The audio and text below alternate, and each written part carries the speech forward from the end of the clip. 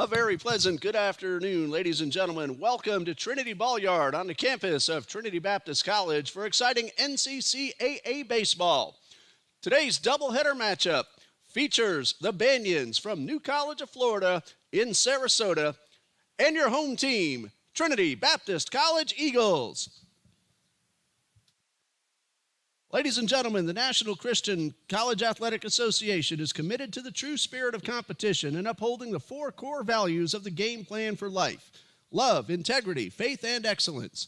We ask that each participant, official, and spectator join us in exhibiting these Christ-like characteristics and help create a positive environment in which to enjoy today's competition. At this time, we ask everybody to please stand for prayer. Heavenly Father, we thank you, as always, for allowing us to come out here on this beautiful Saturday afternoon. We ask you to protect all players. Father, keep everyone free from injury. Heal those who are already hurting. Give the Banyans a very safe trip as they travel home today. Lord Father, above all else, help us remember to worship you, our Lord and Savior. In Jesus' name, amen. And now, introducing the starting lineups. First, for the visiting Banyans. Leading off at shortstop, number 22, Brecken Fair. Batting second, the center fielder, number 21, Landon Morrison. Batting third at first base, number 6, Patrick Fink. Batting cleanup in right field, number 23, Rylan Jamisco. Batting fifth, the designated hitter, number 42, Hexiel Perez Ramirez. Batting sixth at second base, number 59, Dominic Fernandez. Batting seventh in left field, number 3, Avery Bishop. Batting eighth, playing third base, number 19, Chris Bradburn. Batting ninth, the catcher, number 27, Aiden Aparicio. And pitching for the Banyans, number 17, Corbin Gilmore. And the Banyans are led by head coach Mariano Jimenez in his third season. And now the starting lineup for the Trinity Baptist College Eagles. Leading off at third base, number 8, Logan McGann. Batting second, the designated hitter, number 14, Ryan Ongst.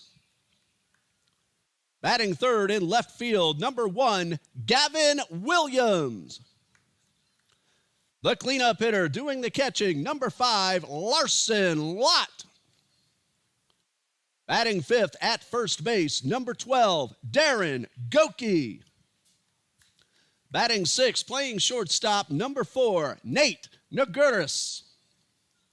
Batting seventh in center field, number 33, Dominic Gattinella. Batting eighth at second base, number 41, Seth Reeves.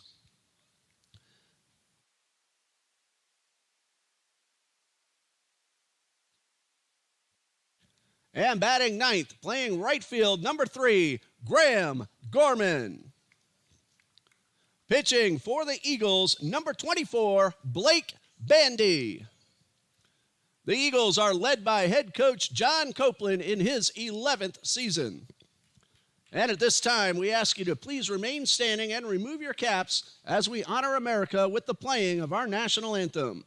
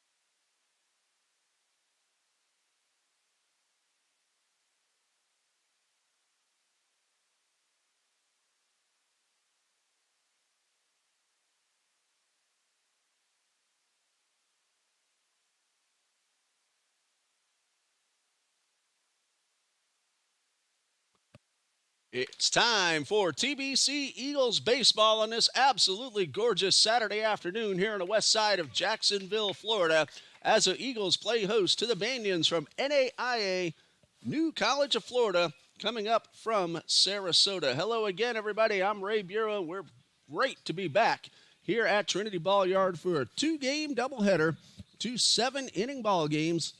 The Eagles won the 9-inning game last night, 13-7, scoring 10 runs in the bottom of the 5th. And now they'll look to win the series. One win today will do it. And pitching for the Eagles, as you see, Blake Bandy, who will make his 4th appearance, 3rd start of the season. He has pitched a total of 7 innings. He's allowed just 1 unearned run, 9 hits. He has walked 2 and struck out 6. New College of Florida comes in with a record now of 1-6 after last night's ball game.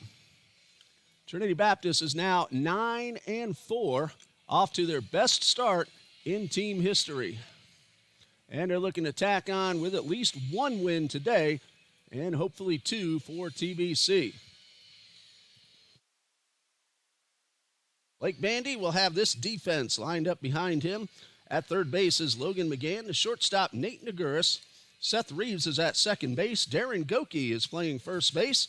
And the outfield has Gavin Williams in left, Dominic Gattinella in center, and Graham Gorman getting the start in right here this afternoon in game number 1. Very quick repeat of the Banyans lineup. Fair, Morrison, and Fink are the top 3. Jamisco, Hexiel, Perez, Ramirez got a late appearance last night. And then Dominic Fernandez. And the bottom third of the order, Avery Bishop, Chris Bradburn, and Aiden Aparicio. Head coach and athletic director, Mariano Jimenez from New College of Florida. 3rd season as a school and as an athletics program. And the Banyans, despite the loss last night, have been very good in all their sports they've participated in so far, and they are going to continue to add on. Brecken Fair will lead things off. He had a leadoff triple in last night's ball game and ended up scoring a run. He was 1 for 2 overall, also drew a walk. Fair came into this 3-game series at .467. And Bandy with his first pitch is hit hard and right through Darren Goki into right field. And just like they did the first 5 times up last night, the Banyans have the leadoff hitter aboard. That is going to be an error on the first baseman. So 1 pitch and a base runner. And it brings up Landon Morrison, who's hitting 2nd today. He was near the bottom of the order last night. Drove in a couple of runs. He had a 2-run double late in the ball game. He was 3 for 4 overall. Morrison came in hitting 111, but that's going to go up after last night's performance. Fair at first, and Bandy will work from the stretch. This ball's hit hard. A line drive caught by McGann to throw to first. In time, double play. Line drive to third baseman Logan McGann, who did a great job at the hot corner last night. 2 very hard hit balls, and there are 2 outs. And now, Bandy could have a 3-pitch inning, but we'll see if Patrick Fink will allow that or if he'll take at least 1. Bandy's first pitch is a breaking ball, and it got the outside corner. So no 3-pitch inning, but still a great start. 2 pitches and 2 outs. Last night, Fink had an RBI. He walked twice, nothing out of 1 officially. 1 strike offering from Bandy. It's in the dirt. Blake Bandy has yet to give up an earned run this season in 7 total innings, and he's won 2 ball games. 9 hits, 2 walks, 6 strikeouts to his credit. 2 outs, a count of 1-1 to Patrick Fink, and he takes this one down low. Entering the series, Fink came in at .304 with a home run and 2 runs driven in. He hit that home run against Fort Lauderdale back on Valentine's Day. Fort Lauderdale, we know how good they are all around the field. Bandy misses upstairs. That's ball 3. Fort Lauderdale, one of the big boys, especially in the South region. Trinity Baptist will have to deal with them later in the season. Great start, 9-4, best in program history. 3-1, high pop-up, over near the line. Gorman, right on top of the line, makes the catch. So the error does not hurt. Bandy gets a line drive double play and then a pop-up.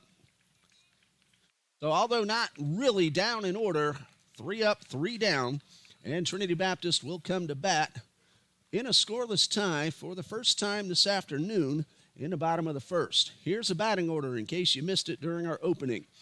Third baseman Logan McGann, who made that catch and got the runner off first, he'll lead things off. Ryan Onks, the DH, will bat second. Gavin Williams is in left. He'll bat third.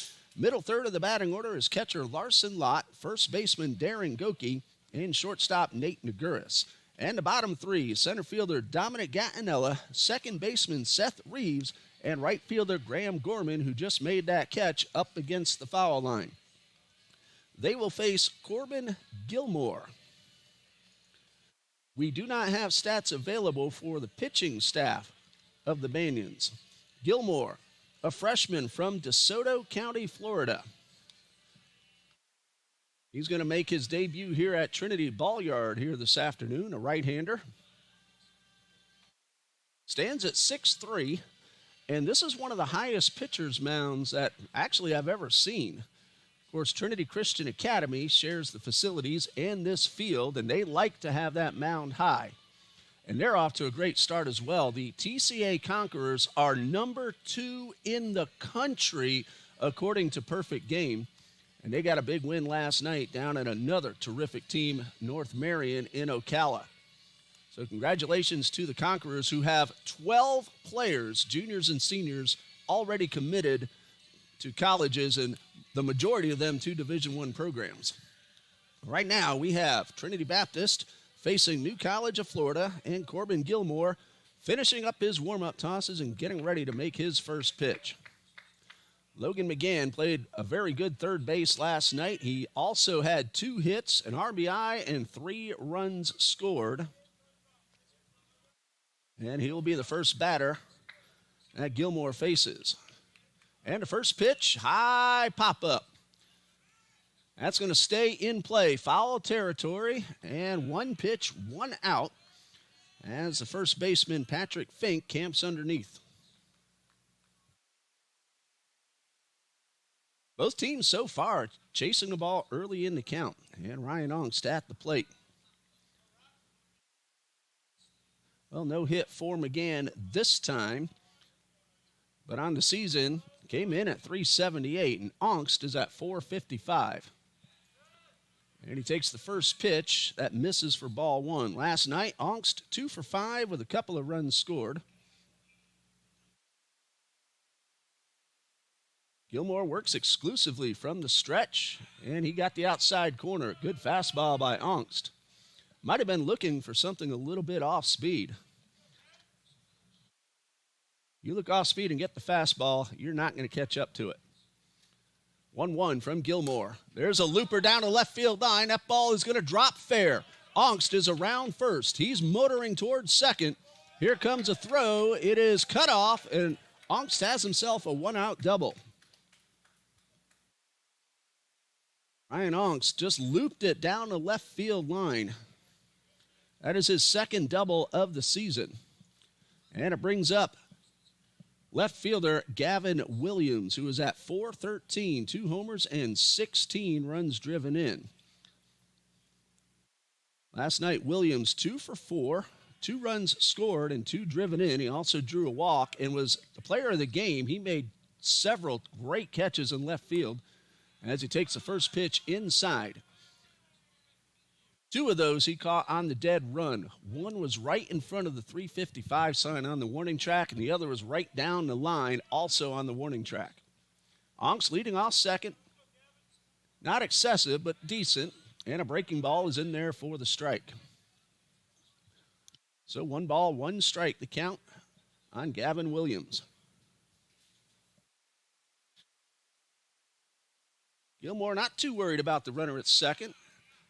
This young man throws the ball pretty hard, and that one is in there for strike two. Williams likes to go deep into the count, looking for a pitch he can drive. Tell you about the wind after this pitch. High fly ball. Carrying out towards right, should be caught. It is, and Onks will tag and get to third very easily, and the wind helped that ball just keep on carrying about 300 feet away. The wind is blowing out towards right at about 9 miles per hour. Williams didn't hit it all that well, but the wind helped carry it, and for a moment it looked like it might get over the head of right fielder Rylan Jamisco, but he stayed with it and made the catch. So 2 outs for the catcher Larson Lott, who was 1 for 3 last night with an RBI.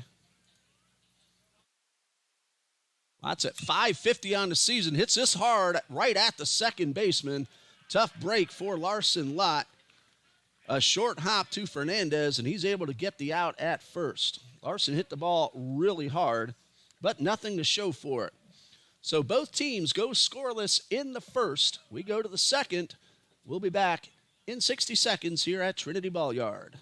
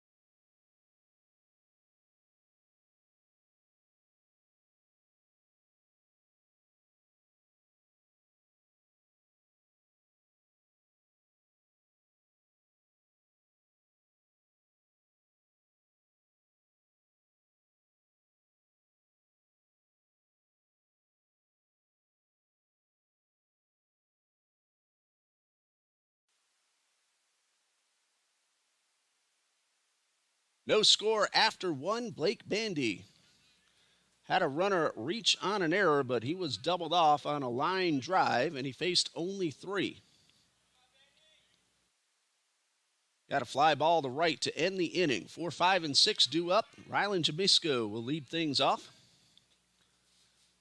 And Bandy gets ready for his first pitch of inning number 2, and it's a fastball that misses upstairs.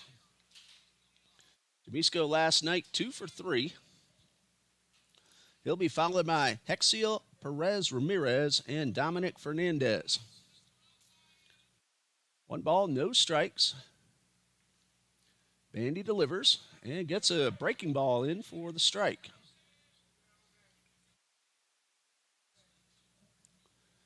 Jamisco came into this series at .417 with a home run and 3 runs driven in. Hit that home run against Fort Lauderdale on February 13th. And he takes a fastball in the outer part of the plate for strike 2. So Bandy's getting ahead of the hitters. Now, the first 2 men chased the first pitch. Fink worked the count and then got the fly ball to right. Ball and 2 strikes. Wind is blowing out towards right. Bandy from the stretch held on to that one a little too long. And it bounces across the plate for ball 2.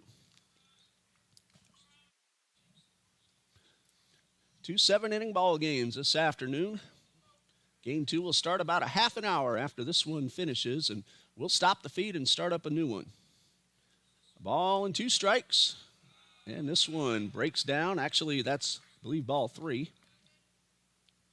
So the count is full. Jamisco showing a little patience at the plate. Trying to get one to his liking. Payoff pitch on the way. And Larson Lott thought that was strike 3. He was about to throw it around the horn, but called outside. That's ball 4. Second time in a row that the Bandians have gotten the leadoff hitter aboard. Bandy looks like he's not very happy with that call. And now he's going to deal with Hexiel Perez Ramirez. Throw over to first, just a soft toss. Perez Ramirez had one official at-bat and a walk. So nothing out of one, but he did get on base. And the pitch from Bandy is upstairs.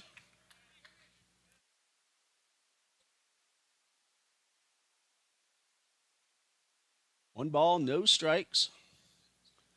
Ramirez is looking for his first hit of the season. Runner leads off, modest, and the pitch is fouled off. The Indians haven't done a whole lot of running, but they've been very successful. 13 out of 15. They did not try to steal a base last night. Jamisco has tried once and was thrown out. Gets a little bit bigger lead this time. And he checks that runner, throws to first. It's close, but he's back into the back of the bag. Now, TBC pitchers have picked off several men. Brigman has 3 of them. We may see Jacob Brigman on the bump in game number 2. That was close, but the runner did beat the throw. Here's a 1-1. Swing and a miss. Bandy ahead of the hitter, a ball and 2 strikes.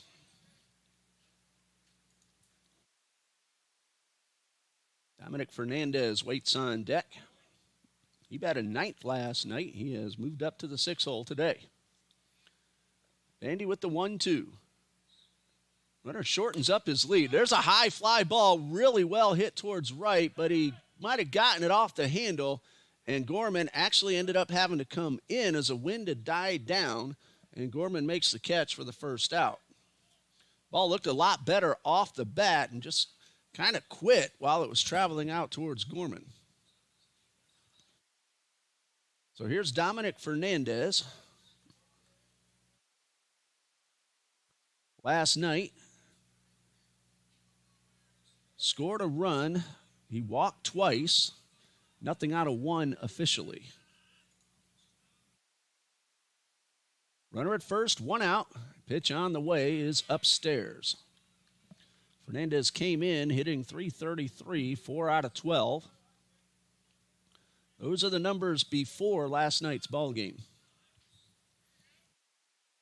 1 ball, no strikes. Jamisco shortens up his lead at first. Bandy doesn't look at him, but did with the eyeballs. There's a ground ball to short. It's going to be tough to turn 2, and the hustle by Fernandez allows him to beat the throw. So a fielder's choice and a 6-4 put out at second base.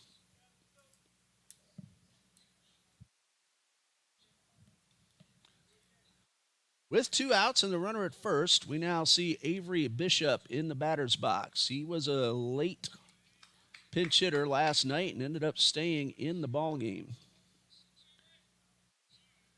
He was 1 for 2 and scored a run.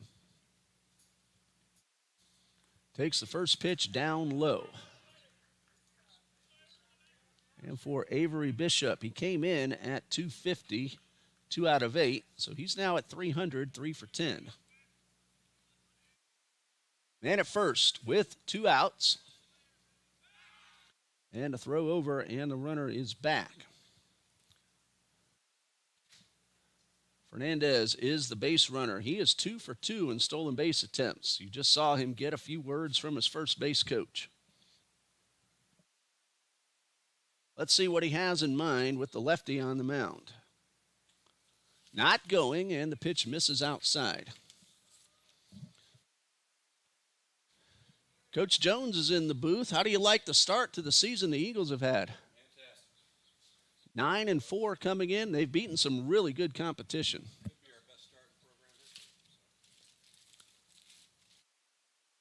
And Bandy ready with the pitch, and he gets the outside corner. Of course, coach, a basketball team still has a chance at the top seed in South Region play. If they get that win at Pensacola tonight, it is very possible that they are number one. Bandy checks that runner at first, who shortens up the lead, and Bandy misses upstairs. The coach of women's basketball got another South Region win last night as well. Yeah, both teams are playing well right now, and hopefully they'll finish strong today. Last game of the regular season. So. And it's not official yet, but remember Victoria Broadway's game-winning shot against Bob Jones. Runner's going. Pitch is a strike. The throw is a strike, but it gets away from Seth Reeves, so that will be a stolen base for Dominic Fernandez, his third of the season. That shot from Victoria Broadway is up for possibly one of the plays of the month in the NCCAA. It is. It was one of the most exciting moments of the season for women's basketball, and so we're hoping that she receives that recognition. Of course, on the ensuing play, Caroline Smith blocked a Bruins shot right at the buzzer to hold on to that 1-point win. Absolutely. Yeah, both plays really were deserving of potential recognition. But there's a high fly ball to right. Graham Gorman will camp under it and make the catch to retire the side. We had a leadoff walk, but that walk did not score. And it is still scoreless as the Eagles come to bat in the bottom of the second. Coach, this baseball team, Coach Copeland back on the field. That's the best news of all. Right. But they are playing some really good baseball. Even their losses have been close. Absolutely. I mean, we've got some impact freshmen that have come in this year and helped us, but more importantly was our retention. One of the highest retention rates we've ever had in program history, and so whenever you can get players to stay and continue to grow in the culture of the program and that sort of thing, it just benefits you, and you see better results over time. That showed up for Arlington Baptist University last week in the championship game of that invitational tournament. The Patriots have 14 seniors on their roster. They're non-scholarship just like we are. Right. So if we can keep this team together, that's going to bode very well for the next couple of years. We have one senior, and he's a fifth-year man in Ryan Ongst. Right. So, yeah, no doubt about it. Veteran teams that have played together for a long time. It's true in all sports. Are the ones that are going to generally experience success. So. It'll be Darren Goki, Nate Naguris, and Dominic Gattinella due up in the bottom of the second, facing Corbin Gilmore, who gave up a double but nothing else. And I don't know what you saw of last night's game, but Gavin Williams and Logan McGann on the left side of the defense, they may have saved that game for the Eagles. And then they had that big fifth run, five-run inning. Huge inning, yeah. Trying to say 10-run fifth inning. That was the second biggest inning in program history. Right. They've done 11 twice, and one of those was at the tournament last week. Exactly, and that was that huge game where we put up like 25 runs, I think it was, or something. That was 25-8, that final score, and what a night they had. Darren Goki will lead things off. Didn't play last night. He comes in hitting .316, no homers but 5 RBIs. He's also walked 3 times, and Coach, the Eagles, they can swing the bats, and they're taking walks as well. And Goki's had a big hand in the offense. Corbin Gilmore with his first pitch of the second inning. And a good swing by Goki, a little bit out in front, and he fouled it off. And how about Jacob Brigman on the mound? We're going to see him later today. Already 3 Pitcher of the Week awards. Right. He's that impact, player that I was speaking about earlier on, and he's really, right off the bat, proven to be a key guy, and to me will be a potential program changer if he continues on the streak he's on. That one misses upstairs, a ball and a strike. Goki leading off the bottom of the second. And Coach couldn't ask for a nicer day. A little cloudy, but feels great out there, especially after last night. A little more comfortable today, that's for sure. Sam over here was bundled up last night, and we even had the windows mostly closed. So no heat in here at all? I know we have the AC, but yeah. Ball and a strike to Goki. Gilmore from the stretch, swing and a miss. And Goki a little tardy on the fastball.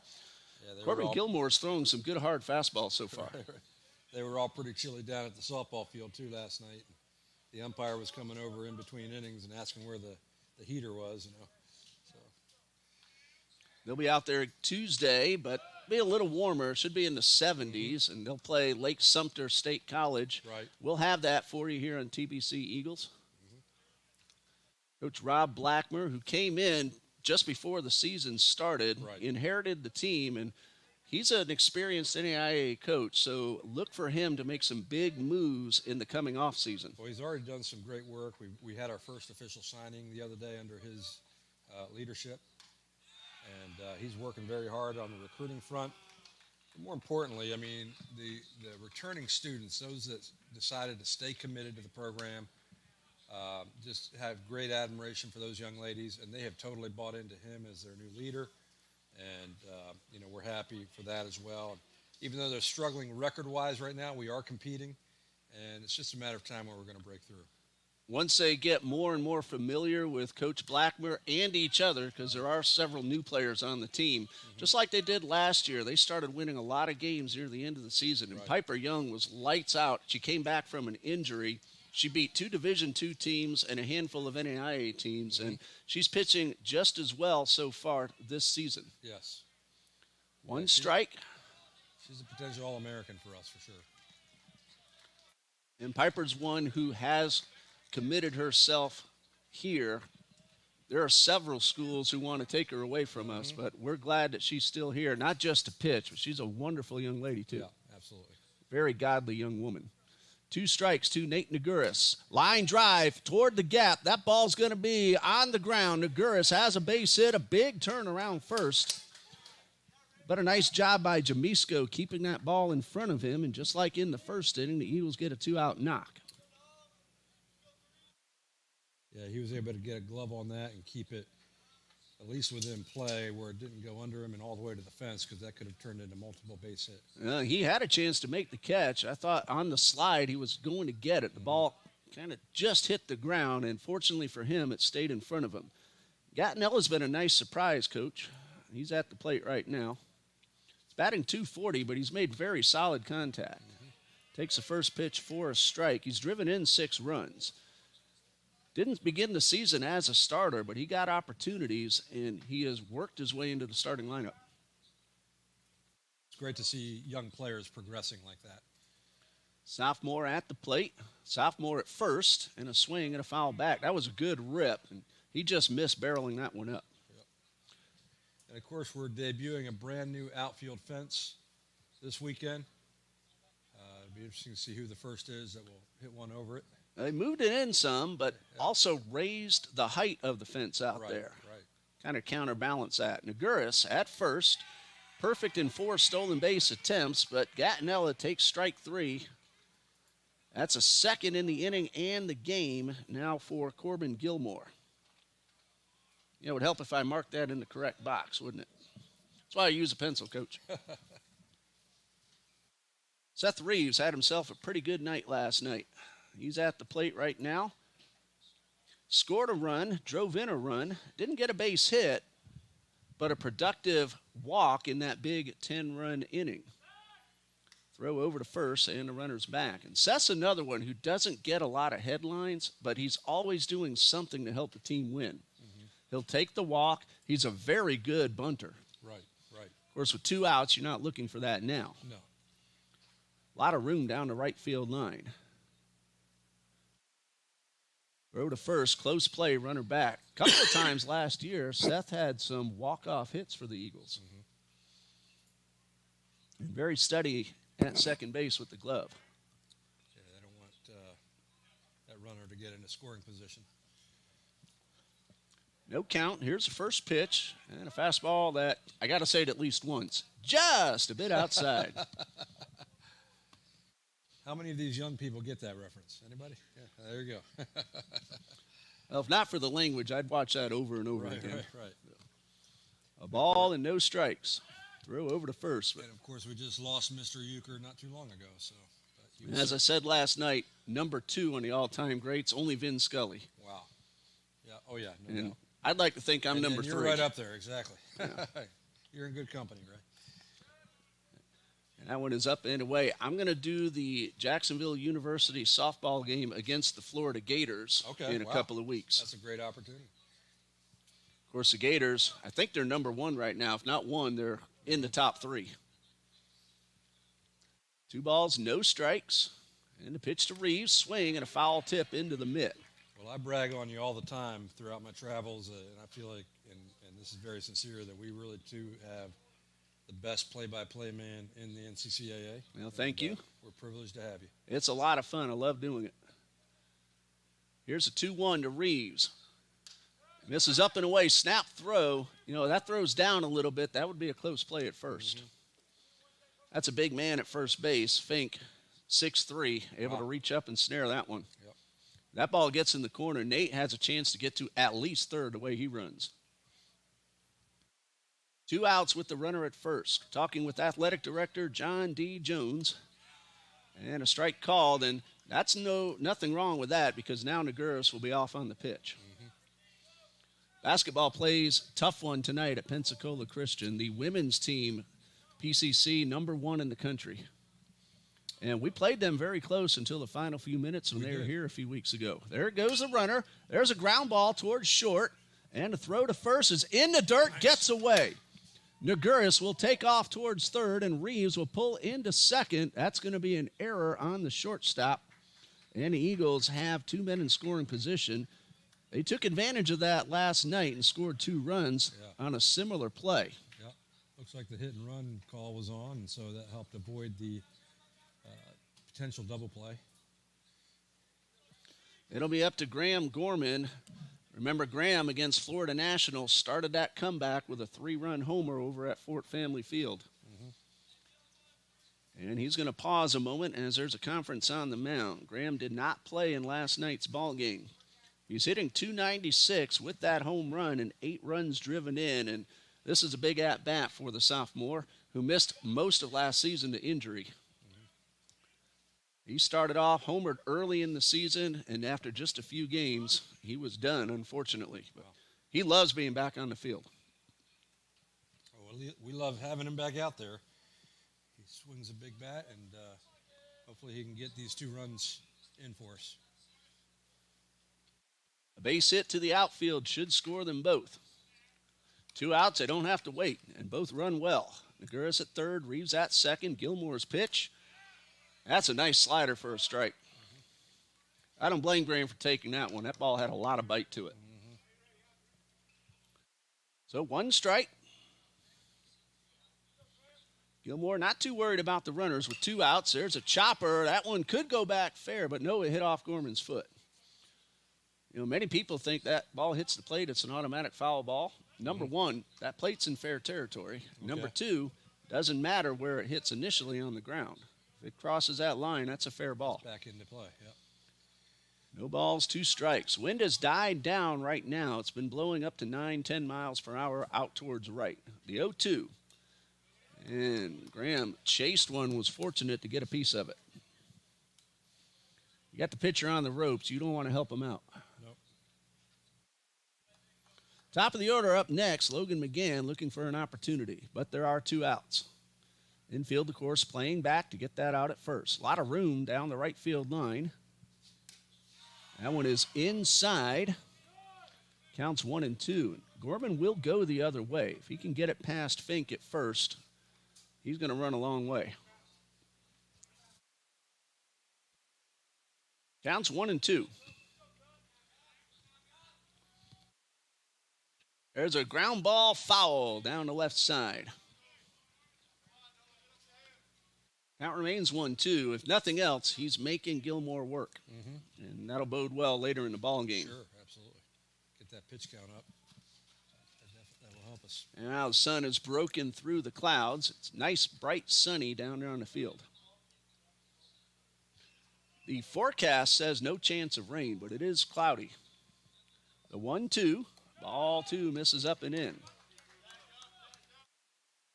I can see the intensity in Graham's face, even from up here. On that side view, he looks at that pitcher. He's looking for something to hit hard. Two men in scoring position. Gilmore from the stretch. High fly ball, shallow center field. Should be playable for Morrison. And he makes the catch, and that ends the inning. The Eagles had an opportunity, but with 2 outs. And Gilmore made a good pitch.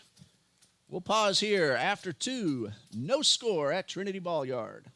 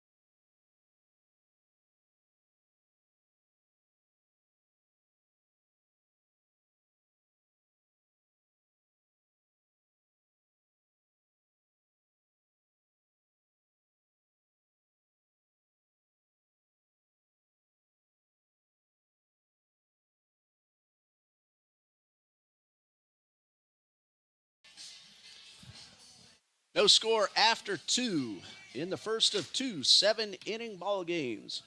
Here on the west side of Jacksonville, beautiful, cloudy, but at the moment, sunny afternoon. Temperatures in the low 60s. And Blake Bandy getting ready for his 3rd inning of work. He's allowed just a walk so far.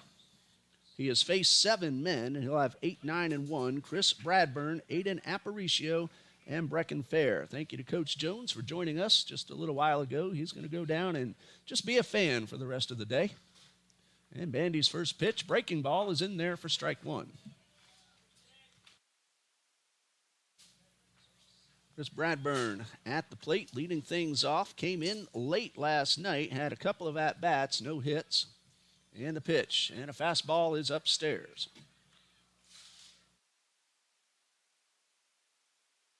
Bradburn came into the series at 2 for 6, so he's now 2 for 8.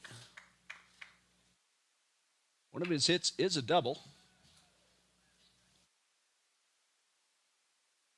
Bandy from the stretch, the 1-1. Slider that misses outside. Wind has picked up a little bit, again blowing out towards right.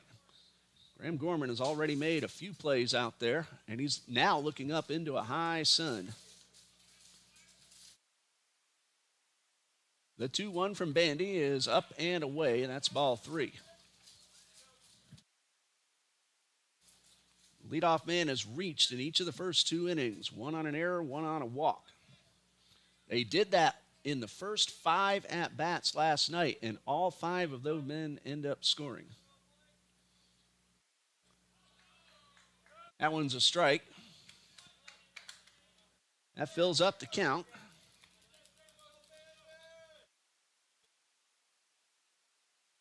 Three balls, 2 strikes. And Bandy with the pitch, a high pop-up. Foul territory, Goki near the dugout. 1 away. Bradburn well ahead in the count. Not happy with the result as he goes back to the dugout. Good start to the inning for Blake Bandy. That breaks a string of leadoff men reaching. And Aiden Aparicio steps up. He got some playing time late in the ball game last night. Nothing out of 2, but he did score a run. Bandy's first pitch. There's a drive, pretty well hit to left field, but not deep enough. Gavin Williams will make the catch, and a really nice start to the inning for Bandy. Got a 1-pitch out after a fairly long at-bat by Chris Bradburn. Top of the order, Brecken Fair reached on an error and was doubled off on the line drive.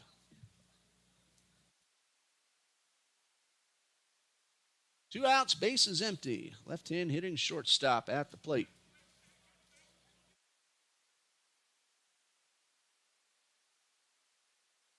Andy takes his time and now delivers. First pitch, took something off of it, and Fair lines this one into right. He'll have himself a base hit. 2 out single. First hit allowed by Bandy.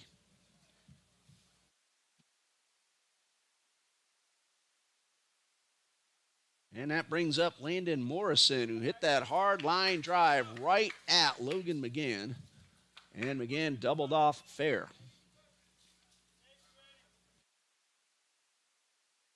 Eagles will be at Thomas University Tuesday afternoon, 4 p.m. doubleheader start time. Bandy with the first pitch, blocked by Lott, but he's unable to pick it up in time. That'll be a wild pitch, charged to Bandy.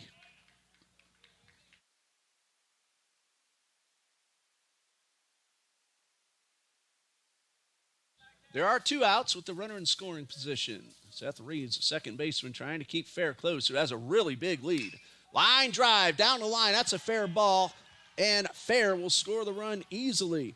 Here comes Morrison into second, and he has himself an RBI double. Banians were the first to score last night. Eagles made that comeback, and they lead 1-0 as Fair got that base hit, ended up at second on the wild pitch.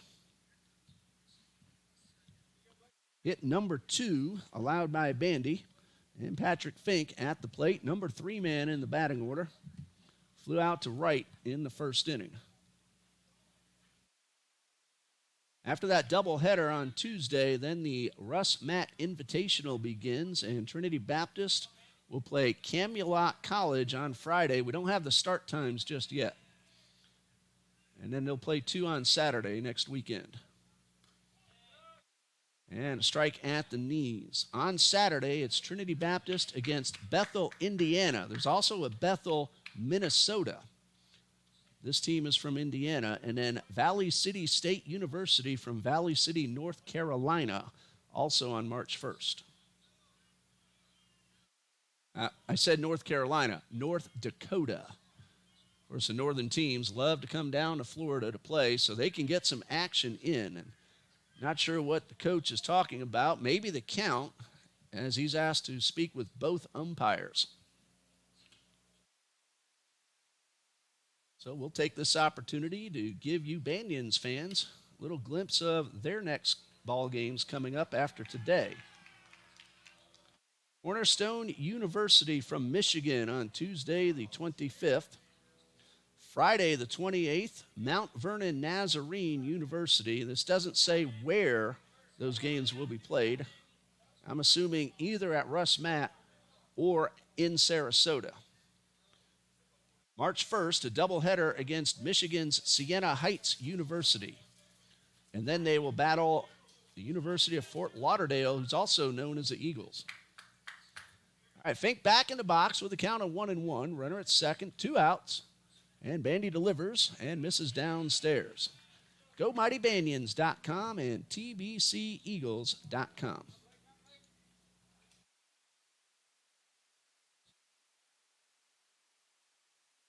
Two balls and a strike. Very modest lead off second and a high pop-up on the infield. Logan McGann will make the catch, and the side retired. 1 run on 2 hits and 1 man left. Bottom of the third coming up. New College of Florida leads 1-0.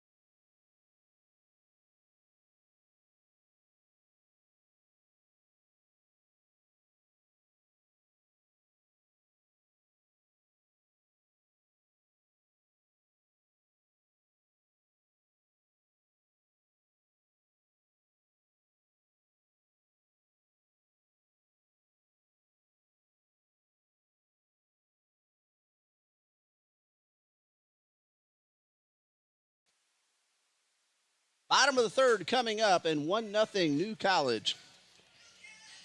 And Trinity Baptist will have the top of the order due up. Logan McGann, Ryan Ongst, and Gavin Williams facing Corbin Gilmore, who has pitched 2 innings. He's allowed 2 hits, no walks, and 2 strikeouts. Gilmore, the freshman, making his collegiate debut this season.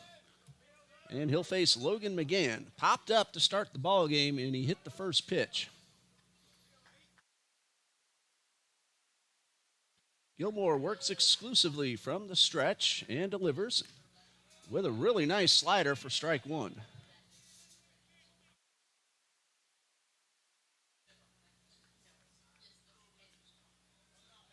Nothing in 1.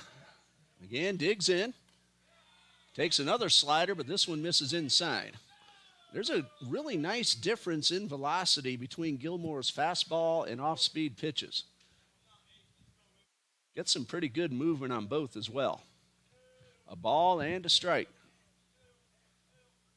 Swing and a miss, or actually a foul tip into the mitt.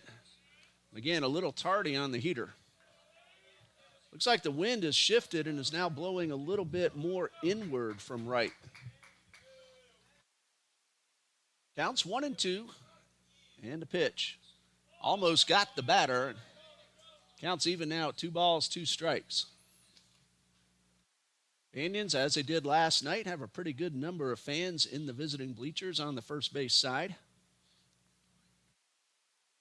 Here's a 2-2. Hard ground ball, but right at the shortstop. And Fair makes a good throw across the diamond. He's been pretty steady here this afternoon, and that's the first out. Eagles have hit the ball hard, but they keep finding Fair's glove over there on the left side. Ryan Ongst was able to get one down the line for a double. He really didn't hit it all that hard. He just placed it well. So maybe that's a secret. Oh, Yogi Berra, the late great Yankee legend. Hit 'em where they ain't. One of his many Yogiisms. Fastball right down the middle, and Rhino takes it for strike 1. 0-1. Gilmore pitching with the bases empty and 1 out in the third. And a pitch on the way. Another one down the middle for strike 2. That one was a little bit slower. And Ongst down in the count.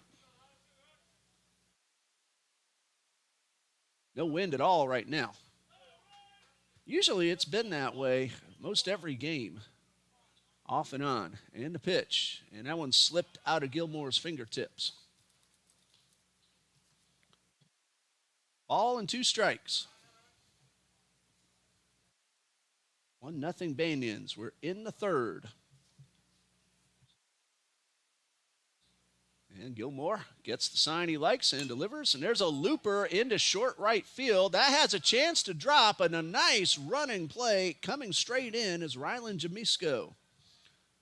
That ball looked like it was going to get down for a base hit, but it's an F9. So 2 outs for Gavin Williams, who also has an F9 so far today.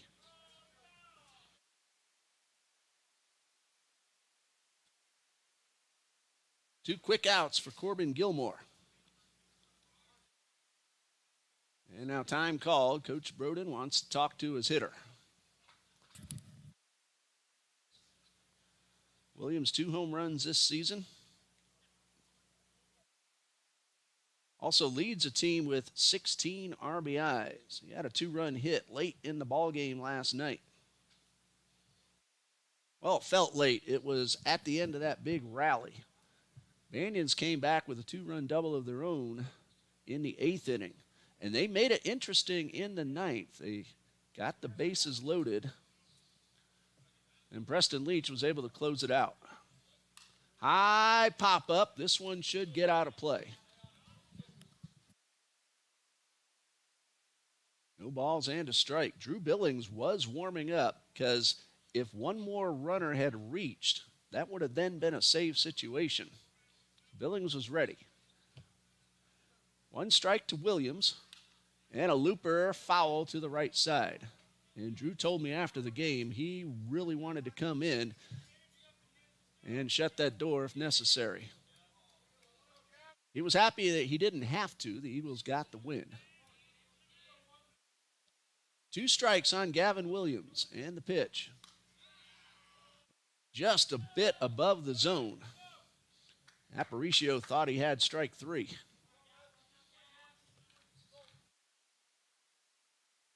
Gilmore really didn't show any expression on the call. He's ready for the 1-2 offering, and that one misses inside. 2 balls, 2 strikes.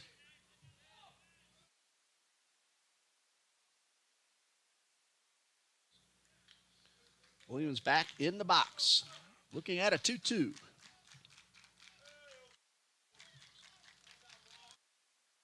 Gilmore from the stretch delivers a breaking ball. This one is hit towards short. A great backhanded play by Fair and a great throw across the diamond. Best defensive play of the game so far. And Brecken Fair showing off the leather in the first 3 innings. Eagles go down in order and after 3 trail 1-0.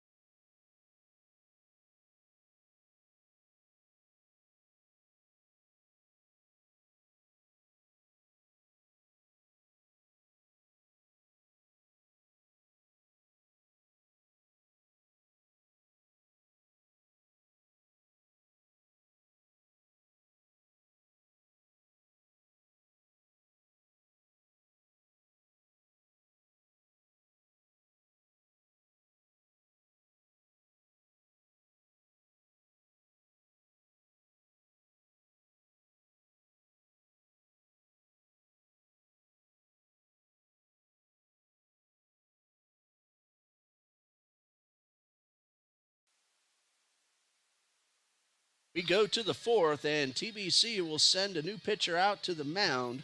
Wearing number 30, the sophomore from Tallahassee, Braden Bailey, takes over for Blake Bandy, who did a nice job in 3 innings. I'll give you the numbers in a moment for Braden Bailey. This is his 2nd appearance. He has pitched an inning and a third. He has allowed 1 earned run.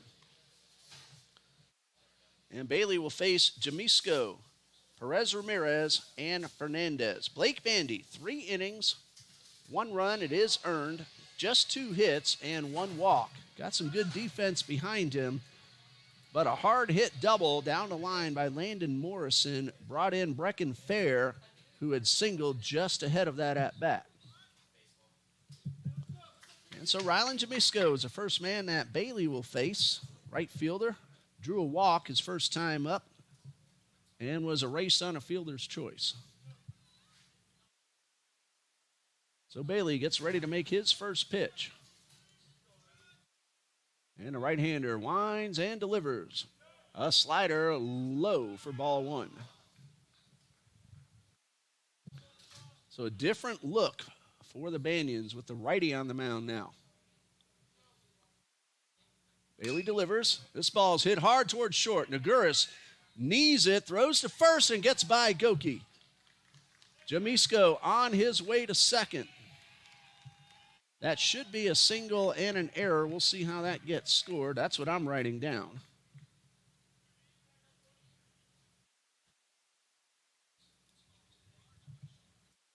I'm going to check the monitor there.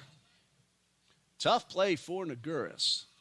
So a single and a throwing error that allows the runner to get to second base. Hexiel Perez Ramirez at the plate, flew out to right his first time up, and again, the leadoff man aboard. This one's hit hard, right at him again, checks that runner, throws to first in time, a low throw, but Goki able to keep it off the ground. All right, so after the leadoff man gets to second, a nice 1 pitch out for Bailey. Dominic Fernandez rolled into a fielder's choice his first time up, then stole a base and was left at second. And now he's on a first after getting hit by the pitch. That was a hard fastball. That could not have felt good. So 2 men aboard with 1 out. Avery Bishop at the plate.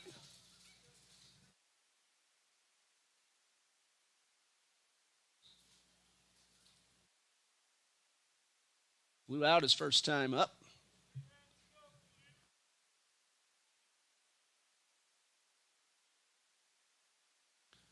Two on, 1 out, and a chopper foul.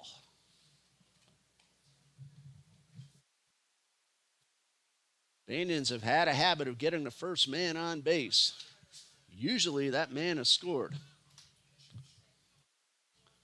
No balls and a strike. Bailey checks that runner at second and delivers, and a block in the dirt by Larson Lott, who does a terrific job keeping the ball in front of him. Not many get by. No one's going to block every pitch, but Lott will block most of them. Counts 1-1. Turn and a throw to second is into center field. Both runners will advance. A big turn around third. And a throw to the plate. That'll be an error on the pitcher. Fernandez, a trail runner, now in scoring position himself. And Avery Bishop has a great opportunity. That also takes away the ground out double play possibility.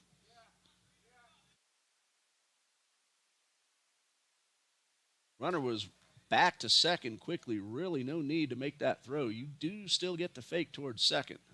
Infield coming in, and this one pulled foul. A ball and 2 strikes.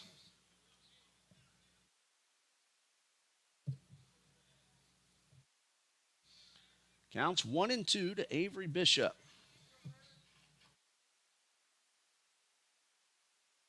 Infield in, try to cut down the run at the plate, and this one is a little bit high.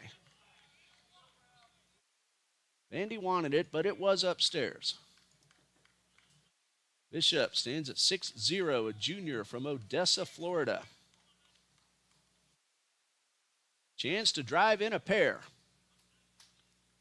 The 2-2. That one's going to get at least 1 home. Gorman misjudged it. Both runs will score. Bishop on his way to second, and he'll stop right there with a 2-run double.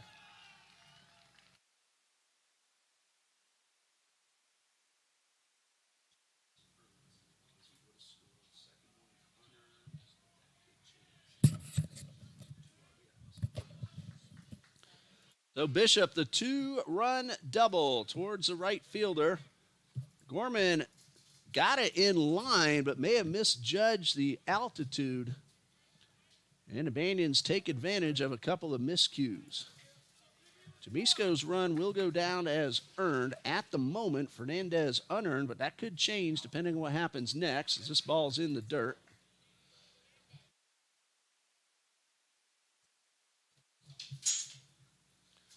First hit that Bailey has allowed, to make that the second. Another man is in scoring position, and now a 3-0 lead for New College. And that one misses upstairs.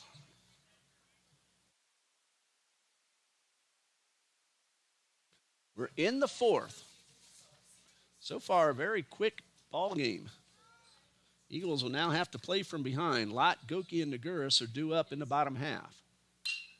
Fly ball, right center, 2 men giving chase. Gorman will make the catch, not deep enough for a tag, and there are 2 away. Infield single and an overthrow allowed Jamisco to get to second. Ground out, hit batsman, then the 2-run double, following an overthrow on a pickoff attempt. Aiden Aparicio tried to drive in that 4th run for the Banians. 3-3-1, TBC 0-2-3 errors. And a pitch. High fly ball to right. This should be playable. Gorman Has to battle the sun, but he makes the catch. So that second run will stay unearned. 2 runs on 2 hits, 1 man left. Bottom of the 4th coming up. New College of Florida 3, TBC nothing.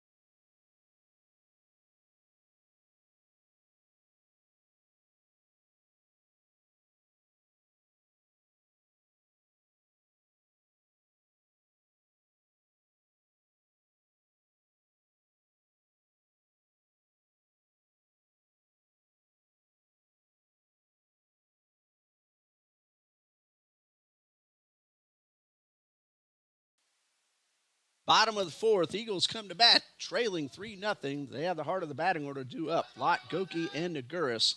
There's a new catcher in for the Banyans. Matthew Merck has taken over for Aiden Aparicio, and Merck will bat in the number 9 hole. Larson Lott is in the number 4 hole for TBC. Grounded out to second his first time up. And he takes a good slow curve for a strike. Gilmore has thrown strikes, changed speeds well, and put a lot of movement on all of his pitches. 1 strike, 2 Lott, and he takes a fastball inside. Larson Lott came in batting over 500.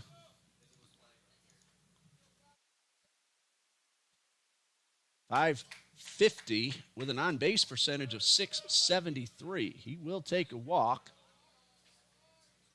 He's done that 7 times. He's ahead in the count now, 2 balls and a strike. Corbin Gilmore has done a really nice job. 3 innings so far, no runs on only 2 hits. And that one is a strike to Lott.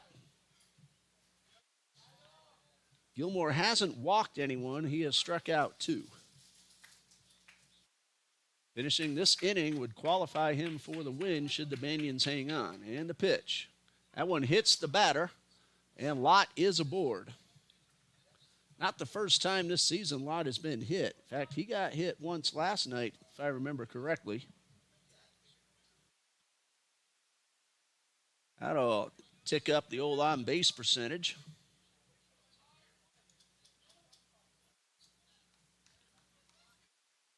Going to have a courtesy runner for the catcher, Jacob Burke. For Lott, that is the 9th time that he has been hit by a pitch this season. This is game number 14. Burke, the courtesy runner at first. Darren Goki at the plate. Nobody out, and a strike called.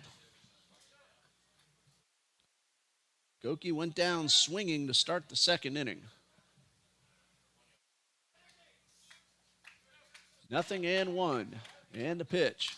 Looper into center. That ball's going to drop down, and Jacob Burke will stop at second.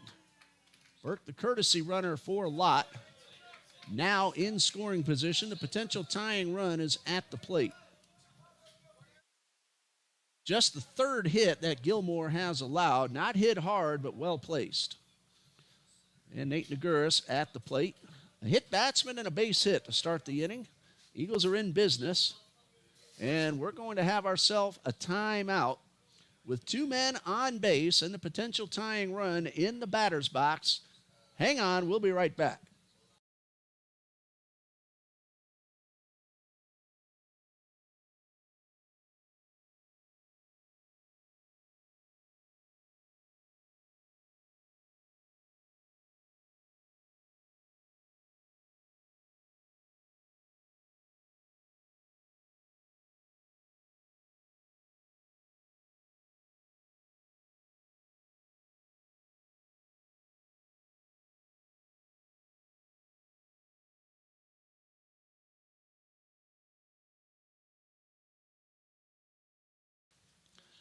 We are ready to resume play with Nate Naguras at the plate. 1 for 1, singled in the second and was stuck at third base.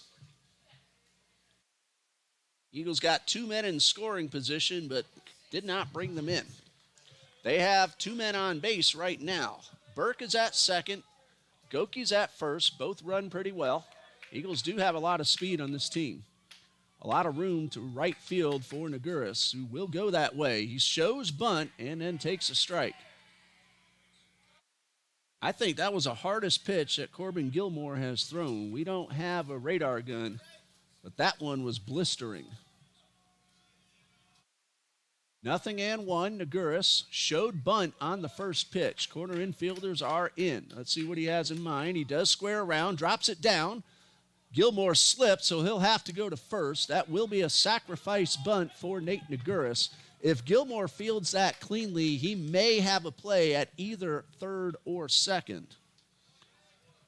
But now 2 men are in scoring position for TBC. Now Gilmore slipped, so that eliminated any chance at a force out at either second or third. So RBI opportunity for Dominic Gattinella, who was called out on strikes his first time. Want to get them both, but if nothing else, do something like that. That will score 1. Burke will tag. Catch is made by Morrison. The throw will be cut off. The Eagles are on the board. And wise base running by Naguras, holding up at second base. That's a sacrifice fly and an RBI for Dominic Gattinella. It's the second out, but there's still a man at second for Seth Reeves.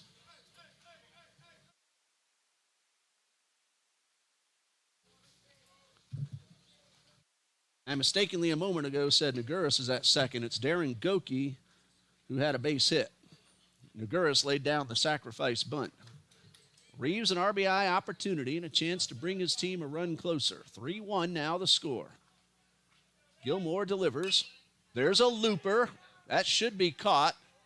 And it is in shallow left field by Bishop to retire the side. Eagles get 2 on and 1 in.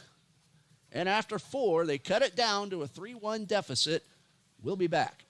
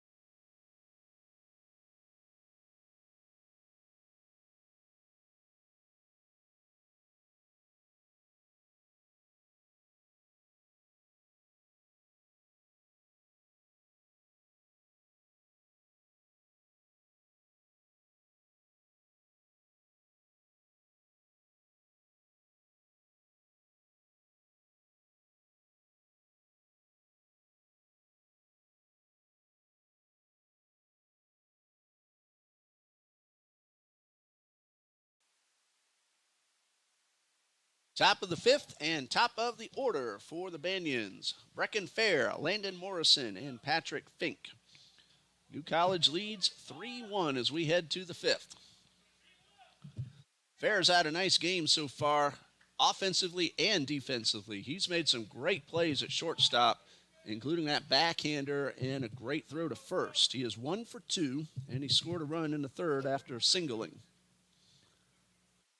He's now facing Bailey for the first time, and he takes the pitch down low.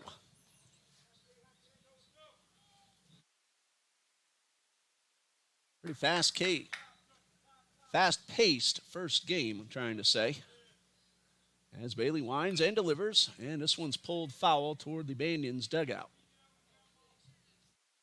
Eagles are at Thomas University on Tuesday. That is a fantastic NAIA team. We've had some pretty good success against Thomas. And a pitch. It is down low. We had a doubleheader sweep of them last year. They also swept us in a doubleheader. Quite often, the doubleheaders have been splits. 2 balls and a strike. Bailey delivers, and a pop foul out of play.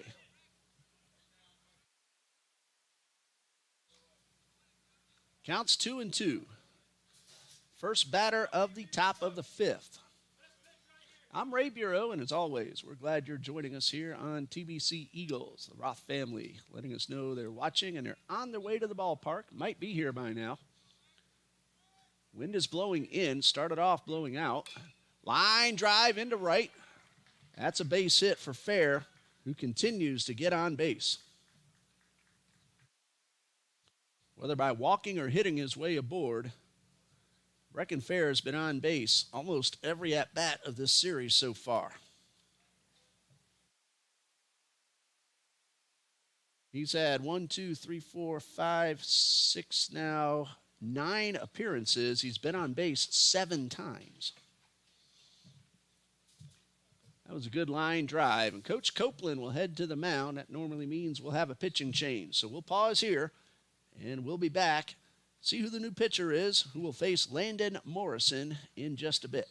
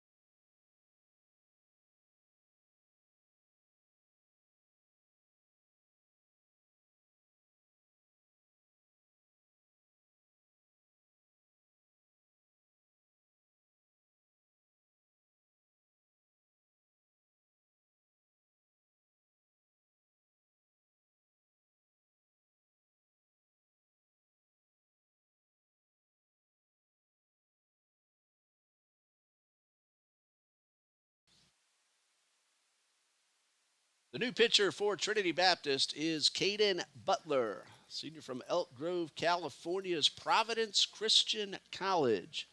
He'll make his 4th appearance of the season, all of them in relief. 2 of his 3 outings so far have been pretty good. He did have a bad one. He has allowed 6 earned runs in 3 total innings. He is going to face Landon Morrison, who had an RBI double in the third, and he had a hard line drive caught and turned into a double play in the first. Runner at first, That belongs to Braden Bailey, who pitched 1+ inning, 2 runs, 1 earned, but responsible for that runner. Fair with a pretty good lead, not going. Butler's first pitch is outside. Brecken Fair is having himself a nice time offensively here at Trinity Ball Yard. Again, he's also made some really good defensive plays today. Not going again, and Butler gets the strike on the outer half of the plate. Caden Butler, the right-hander, keeping an eye on Fair over at first base. Fair has a pretty good lead. Throw over. Not Butler's best effort. Just making sure that Fair knows he's being watched. Let's see what Fair does now after the throw over to first. That didn't faze him one bit. He has the same nice lead.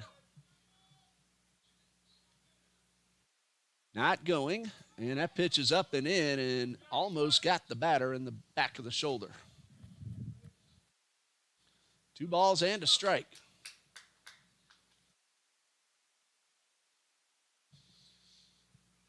Caden Butler peers in. Fair not going. The ball's hit hard down the left field line. That's another base hit. Fair can run. He's going to be waved around. The throw will be cut off. Now throw to the plate, and they got him. Brecken Fair out at the plate. A terrific relay throw. Williams hit Naguris, and Naguris fired a missile, and Larson Lott applied the tag. That'll go as a 7-6-2 putout. It's a double for Morrison. He's at second base, and what a throw. 2 of them, one by Williams and one by Naguris. So there's 1 out. Keeps a run from scoring, but still a man in scoring position for Patrick Fink. And that one is upstairs. Close the book now on Braden Bailey. 1 inning, 2 runs, 1 earned, 4 hits allowed.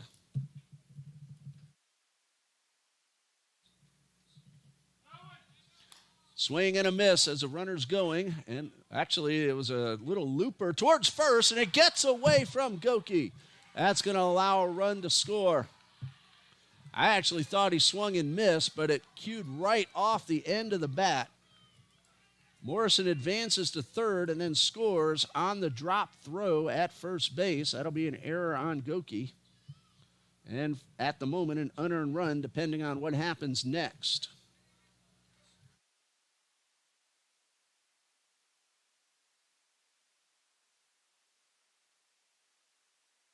We'll take another look and we get a chance to see whether it's pitcher or first baseman who gets the error.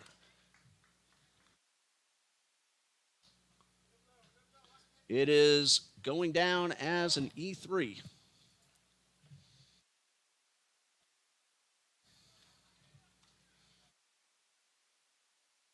One ball, no strikes, and a pitch.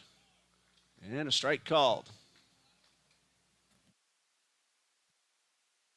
4-1 the score after that great play from left field to short to catcher. Eagles have a little miscue. That's their 4th error of the game. And the pitch. This one is up and in. And this season, the Eagles have played very good defense. It's when they make those mistakes that they get themselves in trouble. But they've had a lot of offense, some come from behind wins, and they'll look to try it again here in game number 1. High fly ball, right field, carrying. Gorman back at the track, makes the catch. That's out number 2. And it brings up Hexiel Perez Ramirez, who's 0 for 2. Fly to right and a ground to third.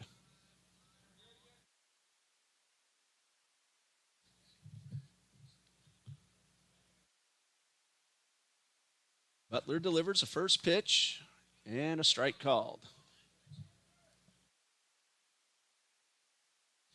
Caden Butler's ready to pitch. Don't worry about the pitch clock with him on the mound. This time he takes a long look and misses outside.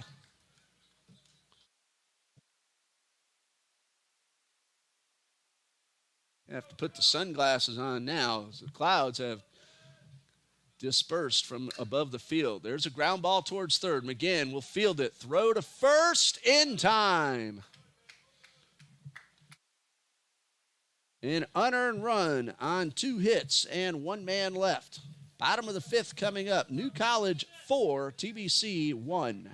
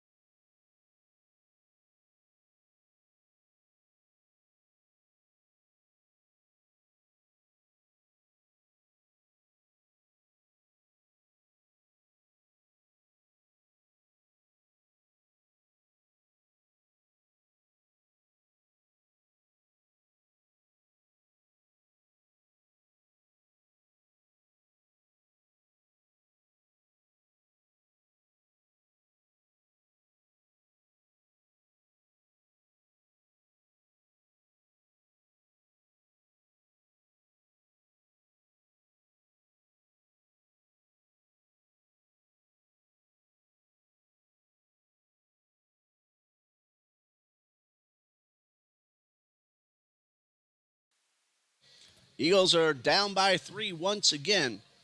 And we'll have 9, 1, and 2 due up in the bottom of the 5th. Graham Gorman, Logan McGann, and Ryan Ongst. Facing Corbin Gilmore, who's done a really nice job. 4 innings, 1 run, it is earned, just 3 hits, no walks, and 2 strikeouts. And he's gotten some great defensive help, especially from the shortstop, Brecken Fair. Gorman, nothing out of 1, flew out to center his first time. And he takes the first pitch high.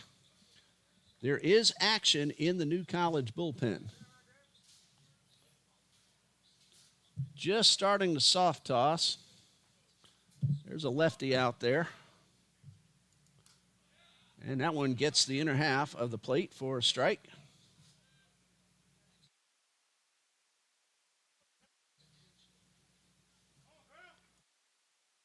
One ball, 1 strike. Gilmore delivers and misses up and in.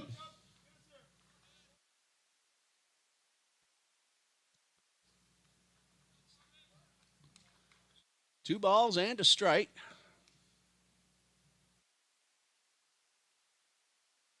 And Gilmore works from the stretch and delivers. Fastball inside. That's ball 3. That lefty in the bullpen is former TBC Eagle Michael Cardenas, who was fantastic for the Eagles. Missed some time early last season with injury, but in his 2 years here at TBC, all South region, 3 balls, 2 strikes. Gilmore delivers and misses upstairs for ball 4. Good start to the inning for Trinity Baptist, who needs a few base runners. This is a 7-inning ball game, so the 5th inning, that's getting late. Logan McGann at the plate. Popped up and grounded hard to the shortstop. And we have a timeout. That might be it for Gilmore, who did a great job. And we'll get to see our old friend Michael Cardenas as he comes in from the bullpen. We'll be back in just a minute.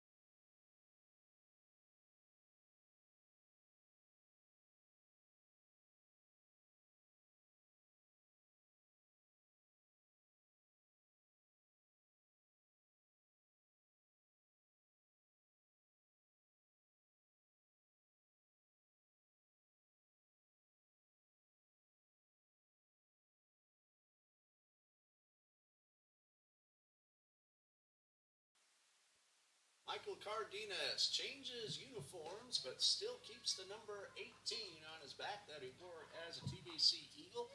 He will inherit a runner at first, Graham Gorman. Nobody out. Top of the order, Logan McGinn. And we don't have pitching numbers available for the Banyans, but I do know that this is Michael's second appearance of the season. It would help if I actually put the headset back on. So Michael Cardenas makes his second appearance, wearing that same number 18 that he wore as an Eagle. And he's getting ready to face Logan McGann, who is 0 for 2. Gorman drew a walk, and that was the last pitch that Gilmore threw, but he, right now, is the pitcher of record. 4+ innings, just 1 run. It is earned, but he is responsible for the man at first. Only 3 hits, and that walk was the only one that Gilmore allowed. So there goes Graham Gorman, trotting back to first, just ahead of Sammy Coffrin, a 4-year TBC Eagle who's now an assistant coach. Eagles are playing from behind. They've come back several times this season to get some wins, and they're looking to do it again here this afternoon in game number 1. Gorman at first, McGann at the plate. First pitch is in the dirt. 1 ball, no strikes. McGann has a whole lot of room down the right field line. Cardenas can throw pretty hard. There's a ground ball towards short. This could be 2. They get the out at first. Throw to first is in time, so they do turn to a 6-4-3 double play. Another hard hit ball off the bat of Logan McGann, and this time it turns into 2. So now the book is closed on Corbin Gilmore. So that 1 run will be all he is charged with, no matter what happens now. So Cardenas comes in and gets another fine defensive play from Brecken Fair. Now 2 outs, bases empty for Ryan Ongst. And Cardenas delivers a breaking ball. Misses.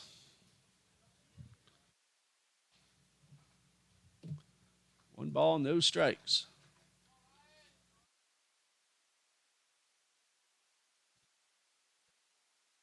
Started off like a nice inning for TBC, but that double play ended that threat. And this fastball misses low. 2 balls, no strikes.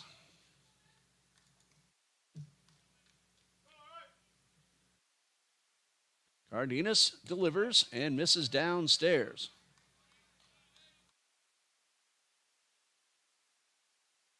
Brecken Fair playing spectacular shortstop today for New College. 3 balls, no strikes, and that's ball 4. Oh, either way, whether it hit him or not, he's aboard. Looked like he skipped out of the way. From up here, it looked like that got a piece of Ongst, so that will go down as a hit batsman. Well, if you're going to get hit, that's the way to do it. The ball bouncing up off the dirt and just grazing the leg. Gavin Williams at the plate. Hit the ball hard twice, but nothing to show for it. Swing and a miss.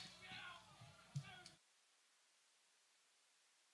course, with many Eagles returning from last year, they know how Michael Cardenas throws the ball.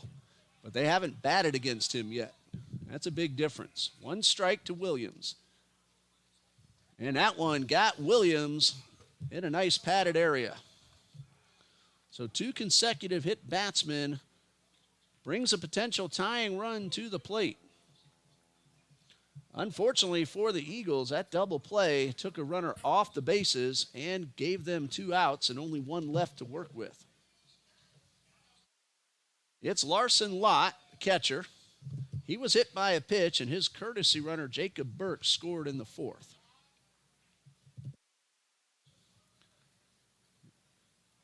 And the catcher, Matthew Merck, going out there to settle down his southpaw on the mound. Cardenas from First Coast Christian School here on Jacksonville's west side.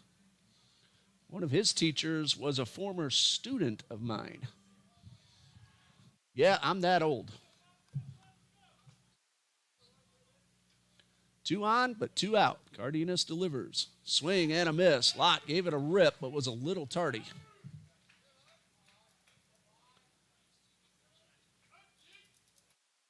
Nothing in 1. Cardenas from the stretch, not too worried about the runners. They're not even being held, but this one bounces off the plate, and both runners will advance. Again, too bad about the double play because 2 hit batsmen and then a wild pitch puts runners at second and third with 2 outs. Base hit to the outfield should score them both. Count is even at 1-1. Lott usually makes some pretty good contact.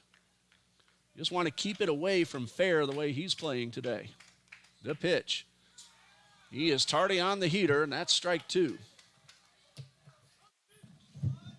A ball and 2 strikes. There is action in the Banyans bullpen. Cardenas has had some injury history, so we'll see how long he can go today. And the pitch. And that one fouled off.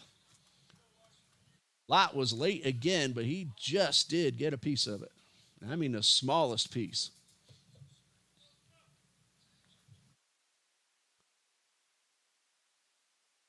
Cardenas takes a look at the wristband with the strategies on it. You see that even in the majors now. 2 outs, the 1-2, and a foul straight back. Lott's starting to get a little bit better look at the left-hander, but he is down 1-2. Ongst at third, Williams at second. Both were plunked. Then the wild pitch. 2 outs and the 1-2. High fly ball to left. It's got some carry to it on the track and caught right at the fence.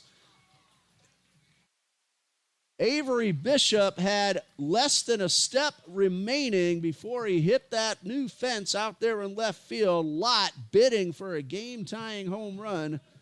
Comes up just a foot or 2 short. Eagles get 3 men aboard but do not score. Top of the 6th coming up, 4-1, Banyans lead.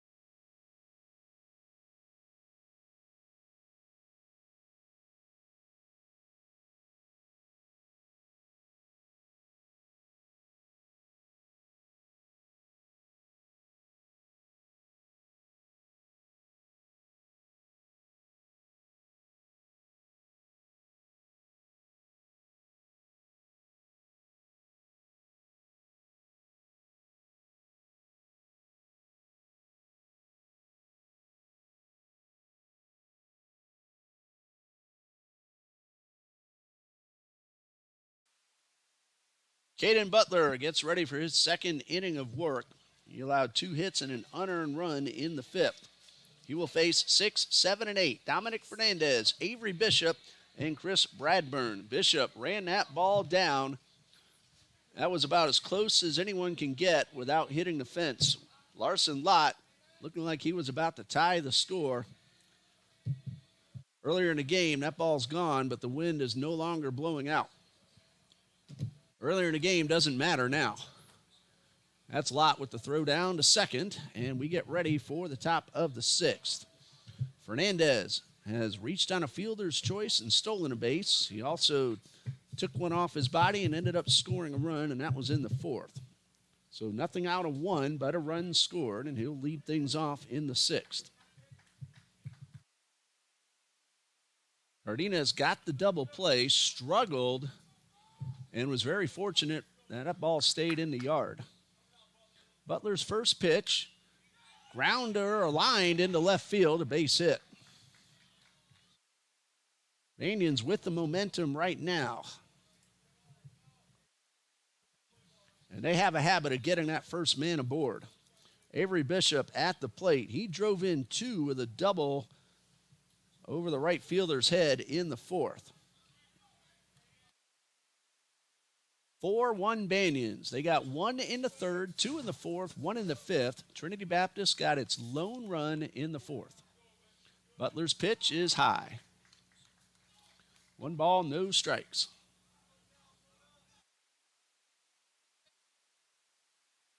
There is a Banyan reliever in the bullpen, but he's stopped throwing. He's just tossing the ball up and down right now. And that one is fouled off. Again, we'll see if Cardenas comes out to face the Eagles batters once again. He did have some trouble after he got that double play. A couple of hit batsmen and a wild pitch.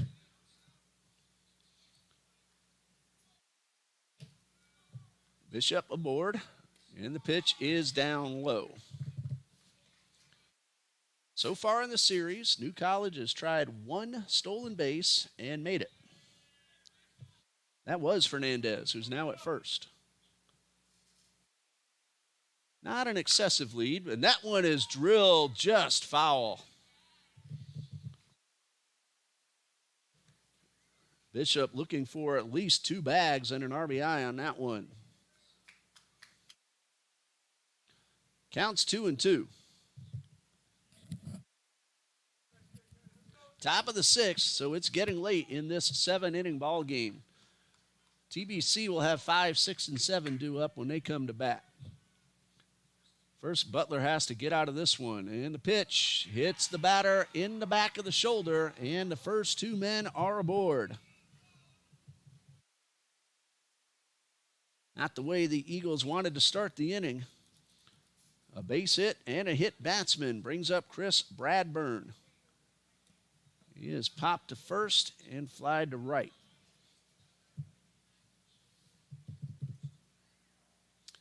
And Bradburn's being called back. We have a pinch hitter. And Coach Broden will head out to the mound. The pinch hitter will be Josh McIntosh, who was a starter in last night's ball game.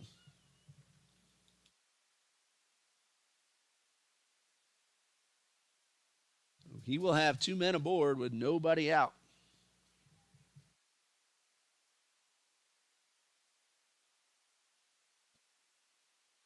Strategy meeting out there on the mound. We don't see the Eagles bullpen. Very likely somebody's getting loose, but Butler's going to stay out there. There are men stirring in the Banyans bullpen, but nobody throwing. So unless someone is already ready, looks like Cardenas will get another opportunity. And McIntosh has an opportunity now. Butler working from the stretch. 2 on, nobody out, and this one nearly got away from him. McIntosh last night had an RBI in 3 trips to the plate. No hits, but he drove in a run. Opportunity for him now, and he drills one towards right. This ball is going to get out of here. Coach Jimenez pushes the right button. Josh McIntosh, a 3-run homer to increase the lead to 7-1.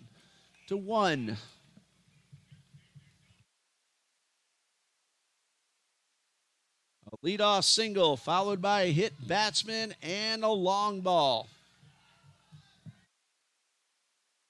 Josh McIntosh with his first home run of the season.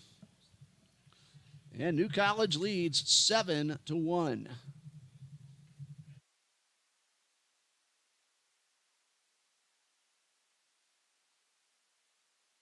And now batting is the catcher Matthew Merck, batting for the first time today. He was a starting catcher last night, 0 for 4, but a run scored. And that one hits him, and Butler's having a lot of trouble on the mound. First 4 men have reached, and the first 3 have scored. Brecken Fair gets ready to take his hacks, and we'll have a courtesy runner for the catcher. This is Adrian Quinones, the courtesy runner.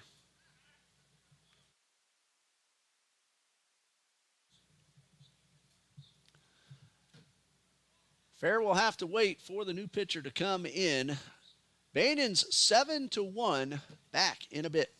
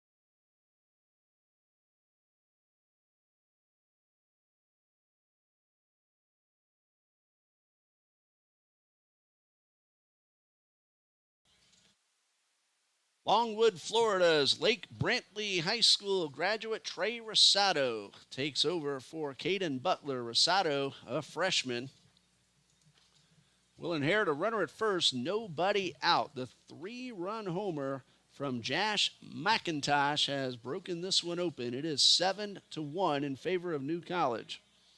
Rosado is making his third appearance overall. 2 1/3 innings pitched, 5 hits, 2 runs, both earned. He has walked 3 and struck out 1. Butler is still responsible for that runner at first. He's allowed 4 runs, 3 of them earned on 4 hits. He also hit 3 men. Courtesy runner for the catcher, Quinones, running for Merck. Adrian Quinones. Now, if the Eagles have any magic comeback in them, they need to drink that potion in the bottom of the 6th. But first, they have to stop the bleeding right now. Quinones has not tried to steal a base. Brecken Fair is 2 for 3 with a run scored.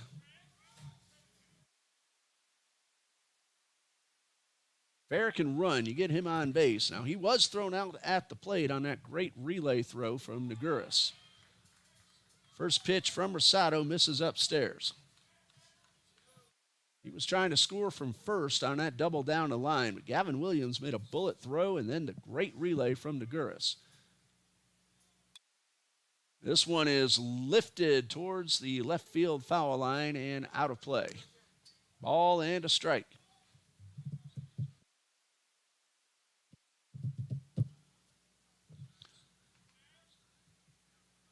Well, unless the Eagles can make a big comeback, we'll be playing the rubber game of the series in just a little while. This one's in the dirt. Quinones had a great secondary, but Lott made the block. Bullpen very quiet now for the Banyans.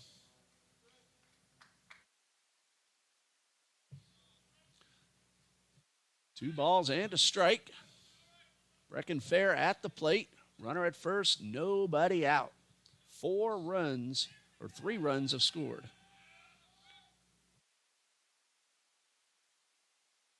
That ball got the batter, and that's another hit batsman, another free base runner for the Banyans. That puts Quinones at second. Landon Morrison has doubled twice today, driven one in, and scored one. He has hit the ball hard all 3 times. First time was a line drive double play. Still nobody out. Rosado in a big mess. First pitch is up and in. In all likelihood, it will be Jacob Brigman for TBC in Game 2. No word from the Banyans on who'll take the bump in the nightcap. 1 ball, no strikes. This one is in the dirt.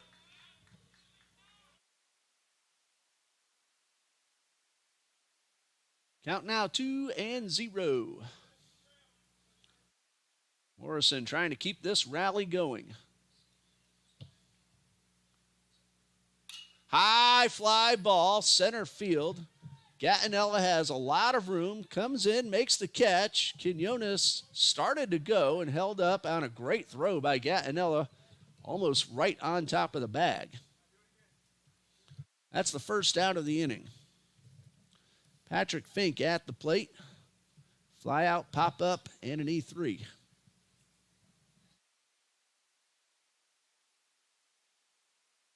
And so now 1 out, 2 men aboard. Ray Rosado gets ready and makes the pitch and gets the strike called at the knees.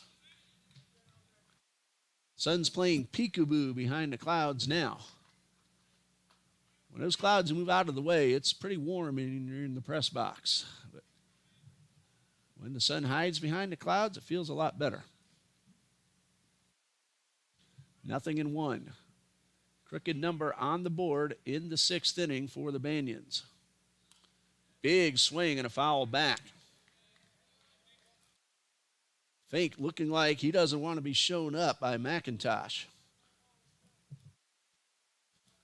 Josh McIntosh, that blast was a no-doubter.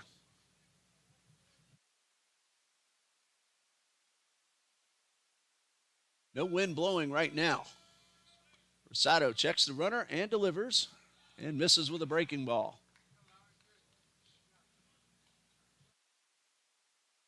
No balls, 2 strikes. Check that, 1 ball, 2 strikes. That pitch just hit the dirt. Reeves trying to keep the runner close at second. There's a line drive into left. That will split the gap. 1 run is in. Here comes Fair. He will stop at third. And an RBI single for Patrick Fink.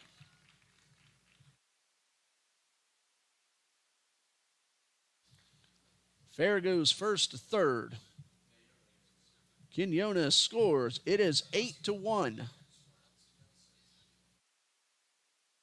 Rylan Jamisco at the plate.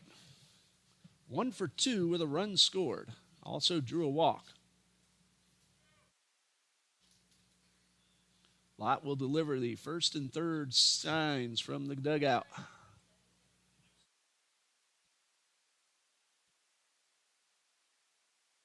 Well, TBC had a big inning last night, and New College putting 4 on the board in the 6th here this afternoon. Big swing and a foul back.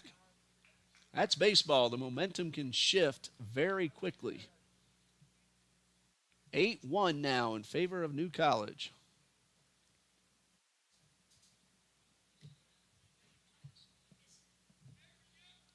And a pitch on the way, and it bounces in the dirt.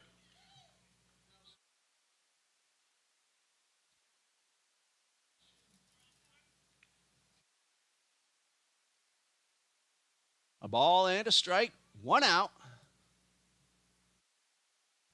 Jamisco trying to keep this rally going. First and third, and the pitch is a little bit low.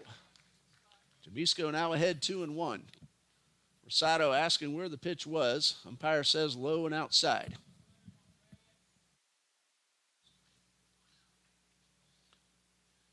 Counts 2-1. Pitch on the way. It's upstairs. Lott throws to first, and a runner's back. Arson Lott made a good throw right on target. Fink, though, was ready and aware and got back in easily. Counts 3-1. There is a base open. That's second base. And a pitch on the way. That one is hit hard into center. Gattinella back. This one is off the fence. Fair will score. Fink will stop at third. It's 9-1 on the RBI double from Rylan Jamisco.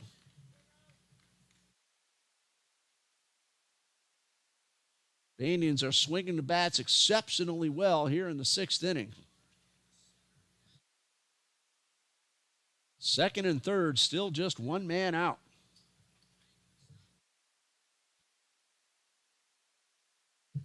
And it brings up Hexiel Perez Ramirez, the ninth batter of the inning. Nothing out of three. A couple of ground balls to McGann at third. Sato will go from the stretch. And this one is low. Fernandez, the on-deck hitter, is being called back to the dugout. He started the inning with a base hit and scored the first run. Let's see if he comes back out or if a new man comes. One ball, no strikes. That one is lined into center. Gattinella will make the catch. A runner will tag. Here comes the throw. It'll be late. Cut off by Goki. And it is 10-1 Banyans. That will be a line drive sacrifice fly. And an RBI for Perez Ramirez. Fink crosses. That is a sixth run of the inning, and Fernandez is indeed being called back. And we'll see in a moment who the pinch hitter is.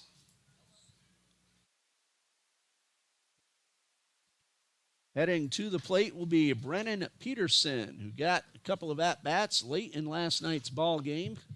Grounded to third and was hit by a pitch. So Peterson at the plate. Runner at second, 2 outs, and a big inning for the Banyans. That one is in the dirt, and Lott makes the block. Jamisco looked like he had a chance to take off, but with the big lead, just stay put. Give your hitter, especially your pinch hitter, an opportunity. A ball and no strikes. And this one is right down the middle.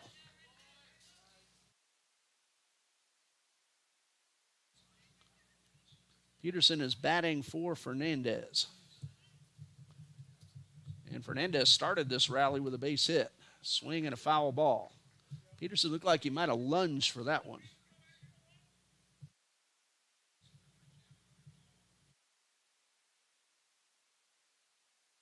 And we'll see if Peterson takes over in the field or Fernandez re-enters.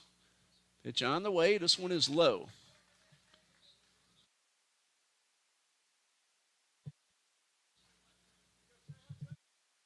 Peterson played some shortstop last night. 2 balls, 2 strikes, and he chops this one off his own foot, so that is foul. Count remains 2-2. Trinity Baptist will have Goki, Naguris, and Gattinella due up, but they need to go to work.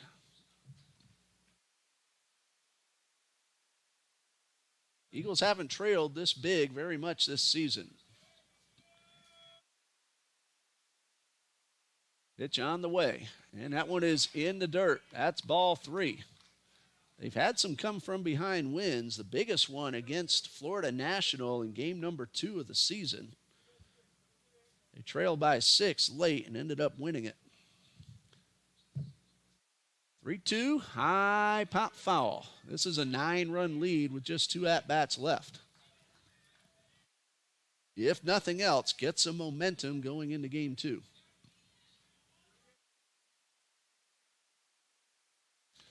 Three balls, 2 strikes. Peterson digs in. Rosado delivers, and there's a ground ball towards third. McGann bobbles, recovers, throws, got him. That retires a side, but a big inning for the Banyans. 6 runs on 4 hits, a couple of hit batsmen, and a 3-run homer from Josh McIntosh. That got the rally going, And the Banyans kept going from there. Eagles come to bat in the bottom of the sixth, trailing 10-1.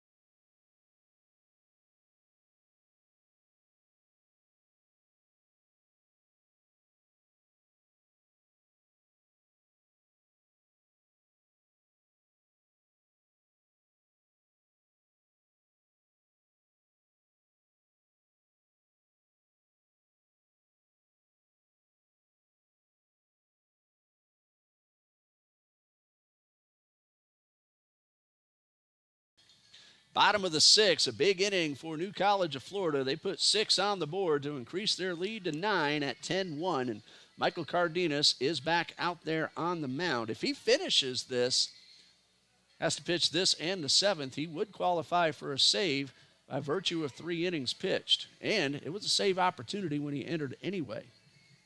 He will face Darren Goki, Nate Naguris, and Dominic Gattinella. And we'll get you the changes that are coming. Peterson has stayed in the game to play second base. He pinch hit for Fernandez in the number 6 hole. Chris Bradburn has re-entered for Josh McIntosh, and Bradburn is back at third. McIntosh did his job, the 3-run homer. And there's a new right fielder, Will Gregory. He is taking over for Rylan Jamisco in the number 3 hole, if I got that right. Darren Goki takes the first pitch from Cardenas low.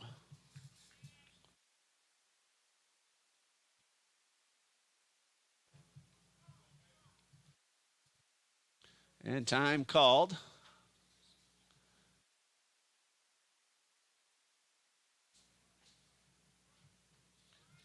Goki back in the box. The umpire said something, but I couldn't quite tell what he said. Cardenas delivers, swing and a miss. Out of the 2 pitches thrown, one was a ball, one was a strike. The umpire held up a count after he said something, but I'm not sure what he said. So I wasn't sure if he had called a pitch clock or a batter violation. That one is in the zone for strike 2, so a ball and 2 strikes, so apparently he didn't call either one before. There's a drive into left field, but that will stay up. And a catch made by Avery Bishop. 1 away. A little soft line drive off the bat of Goki. And that brings up Nate Naguris, who is 1 for 1 with a sacrifice bunt. And that sac bunt led to the Eagles' only run in the 4th inning. So Naguris at the plate. Again, if nothing else, get some momentum going for game number 2. That will start half an hour after this one ends. First pitch swung on and missed. We'll stop the feed when this game is over and start up a brand new one just shortly before the first pitch. No balls and a strike to Nate Naguris. 1 out, base is empty. Eagles batting in the bottom of the 6th. And Cardenas delivers and misses low.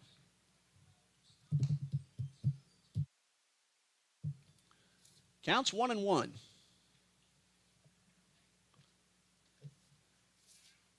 And Naguris at the plate.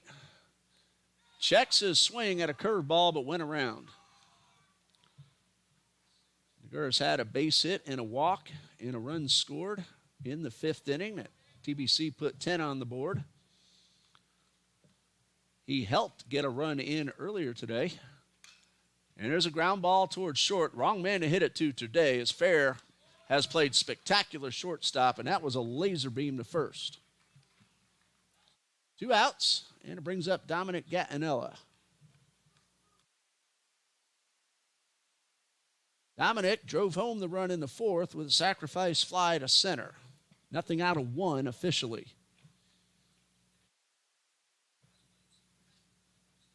Now the question is, will Cardenas come out for the 7th and get a chance to earn a save?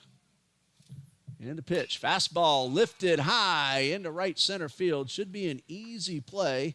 It will be the right fielder Gregory making the catch to end the inning. So Cardenas has a 1-2-3, bottom of the 6th. We go to the 7th, 10-1, Banyan's lead.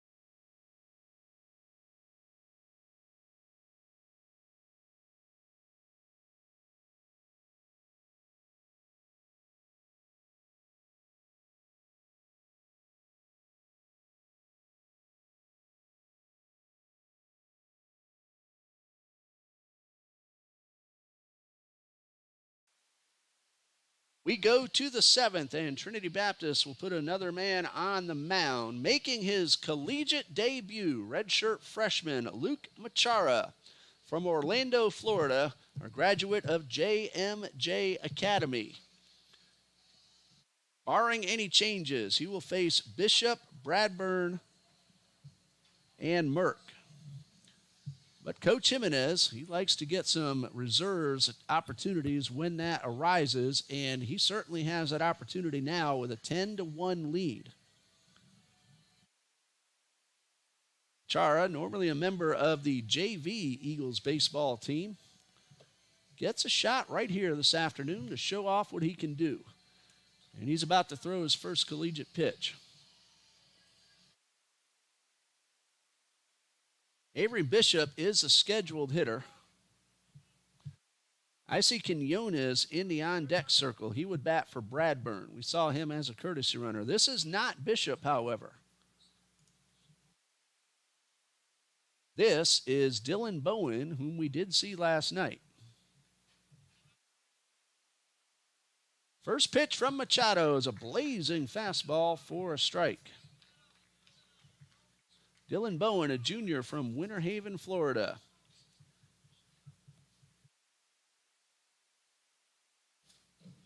And Merchan with the pitch.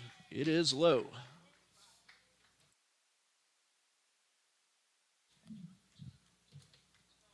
One ball, one strike. Machara. Long look, big right-hander, delivers and gets a pop-up out of play to the right side.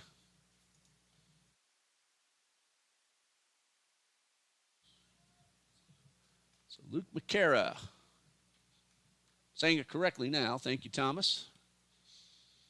One ball, two strikes, and McCara delivers and tried to break one off, but lost control of it, and it's 2-2. Quinones is in the on-deck circle.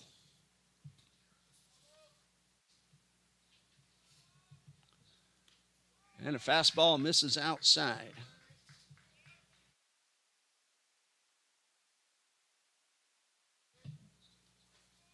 Three balls, two strikes. And McCara ready Line drive into left. Williams giving chase. He will not get there. One hops the wall. Bowen on his way to second with a leadoff double.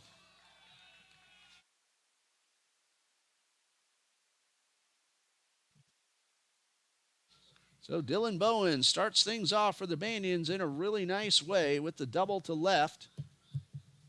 And our first look as a batter at Quinones.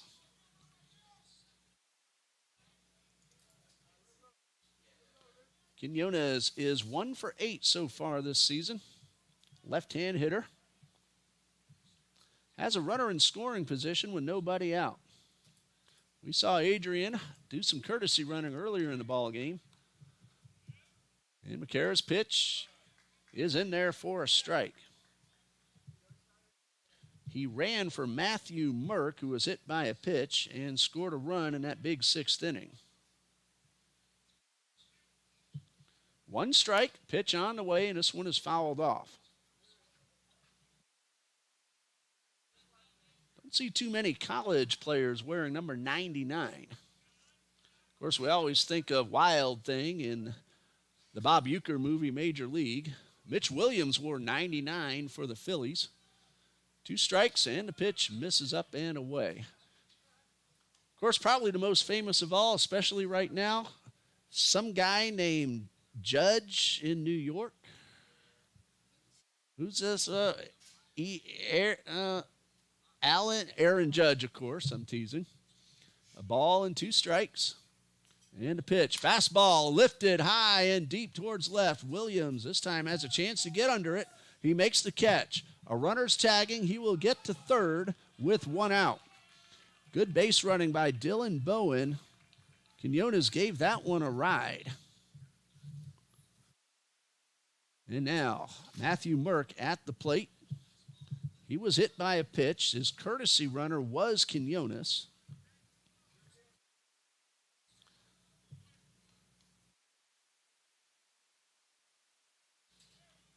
And now with the runner at third, a good opportunity for Merck. And he takes a strike on the inner half. Banian's got 1 in the third, 2 in the fourth, 1 in the fifth, and 6 in the sixth. And McCara delivers, and this one is fouled off. Nothing wrong with the velocity of Luke McCara.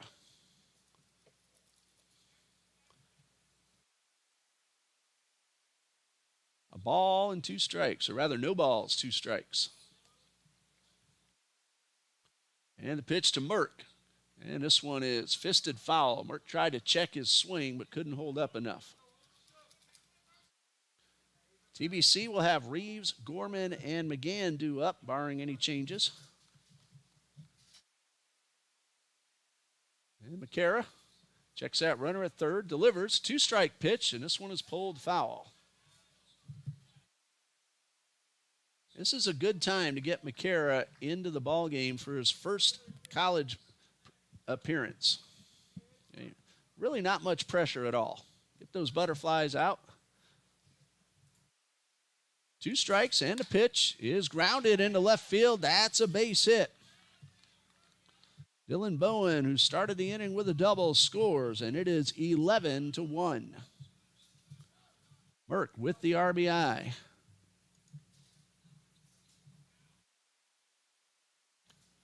And for Merck, that is RBI number 5 on the season. And we have a new batter in the order. This is Jesus Fortes, who was a starting second baseman last night. He's batting for Breckin Fair.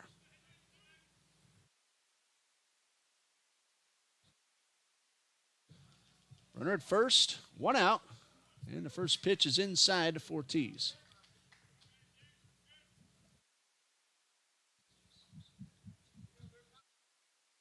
As a hitter last night in the number 8 hole, Fortes had a sac fly RBI, and this one hits him. And he is aboard.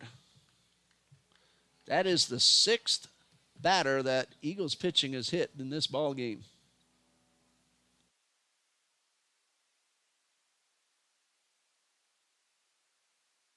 And it brings up Landon Morrison. 2 doubles, a run scored, and a run driven in. 2 men on, 1 out. Arcata from the stretch. Fastball. Good speed and a strike.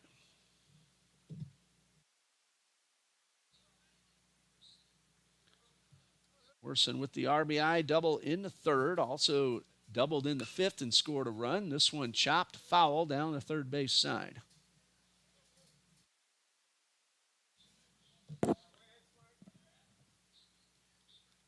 And Morrison looking to drive in another one. 3 RBIs in the series. He's now up to 5 on the season. That one is in the dirt. And Lott been a busy man blocking pitches here today. One has gotten by him, but he has blocked many. A ball and 2 strikes, 1 out, 2 men aboard. And the pitch, a breaking ball, misses. Must have been a little bit inside. Morrison did back up a little bit, indicating the ball missed the inside corner. 2 balls, 2 strikes. Merck is at second. Fortis is at first. Infield playing back, and that one almost got the batter under the chin. Payoff pitch. Now with a 10-run lead, you don't really expect to see much running on the base paths, but it is 3-2, only 1 out. Fastball inside, ball 4. The bases are loaded. Fortis will go to second, and Merck trots to third.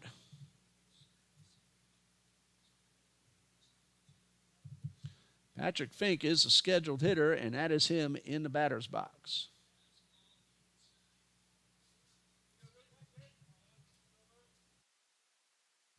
Three on, 1 out. And the pitch is a fastball at the knees for a strike. Well, a big win for TBC last night, and right now looks like a big win for the Banyans in Game 1 of today's doubleheader. High drive, well hit left field. This ball is gone. A grand slam for Patrick Fink. It is 15-1. For Fink, his second home run. That is his 5th RBI as he crosses the plate. So he's now at 14 on the season.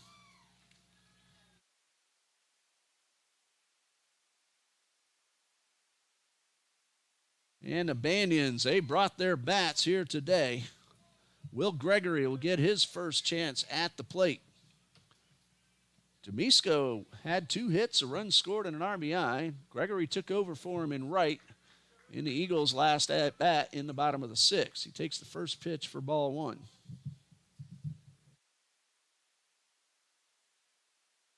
Gregory last night had a double in 2 trips to the plate.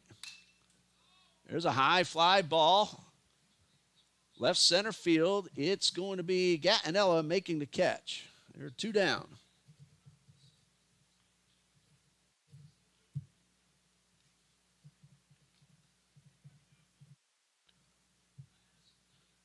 Three hits in the inning for the Banyans. Hexiel Perez Ramirez at the plate. Had a sac fly his last time up. Nothing out of 3 officially. First pitch is low. 1 ball, no strikes. And Makara winds and delivers. High pop-up. Middle of the infield. Reeves will camp under it and make the catch. 9 men bat. 4 of them score. We go to the bottom of the 7th. Eagles trail 15-1.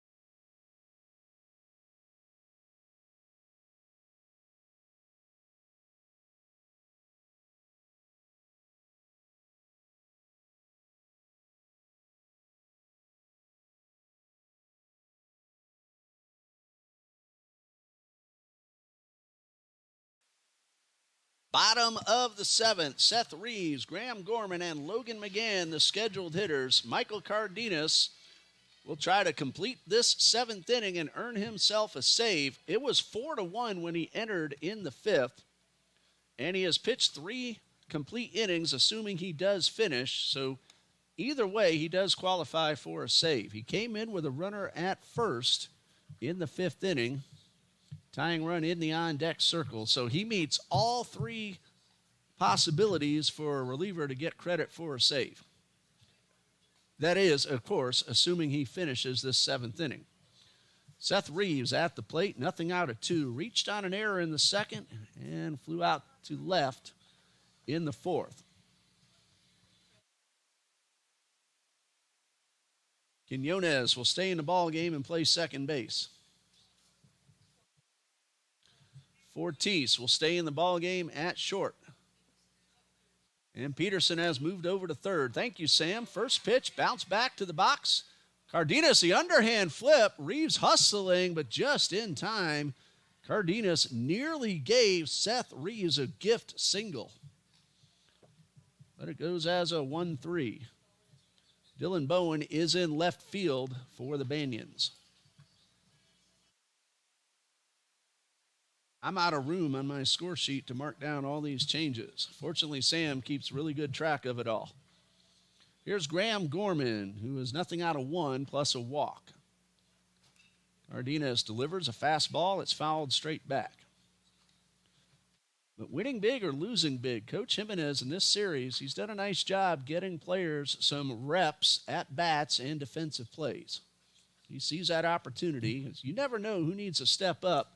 Late in the season, you get an injury or one of your starters just not doing well. Someone has to be ready to take over, especially as you get closer to playoff time. That one got the zone. 2 strikes. 1 out, base is empty. Cardenas from the stretch delivers. There's a drive well hit towards right, but it's directly at the right fielder, Will Gregory, for out number 2. Gorman hit the ball hard, but came up empty. And Logan McGann, last hope for TBC. Barring a miracle, Banyans will go to 2-6. They have not yet played a Sun Conference game. TBC will drop to 9-5, but they are a robust 5-1 in South Region play. McGann's hit the ball hard a couple of times, but nothing to show for it. Hit a hard ground ball that was fielded by then shortstop Brecken Fair and turned into a 6-4-3 DP. 1 strike after the foul ball. And Cardenas delivers, and this one is low and inside. 1 ball, 1 strike.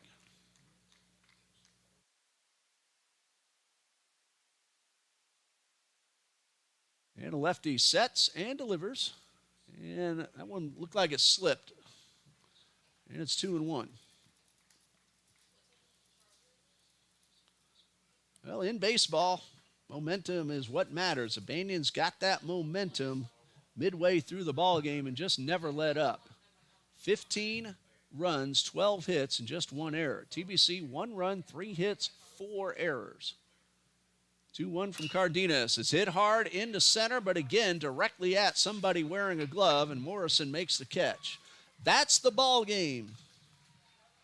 Final score, New College of Florida 15, Trinity Baptist College 1. Corbin Gilmore, the winner. We don't know his record. Those stats were not available. The loser is Blake Bandy. He will drop to 2-1 on the season, and Michael Cardenas gets the save in a 15-1 game. That sounds a little strange, but he met all 3.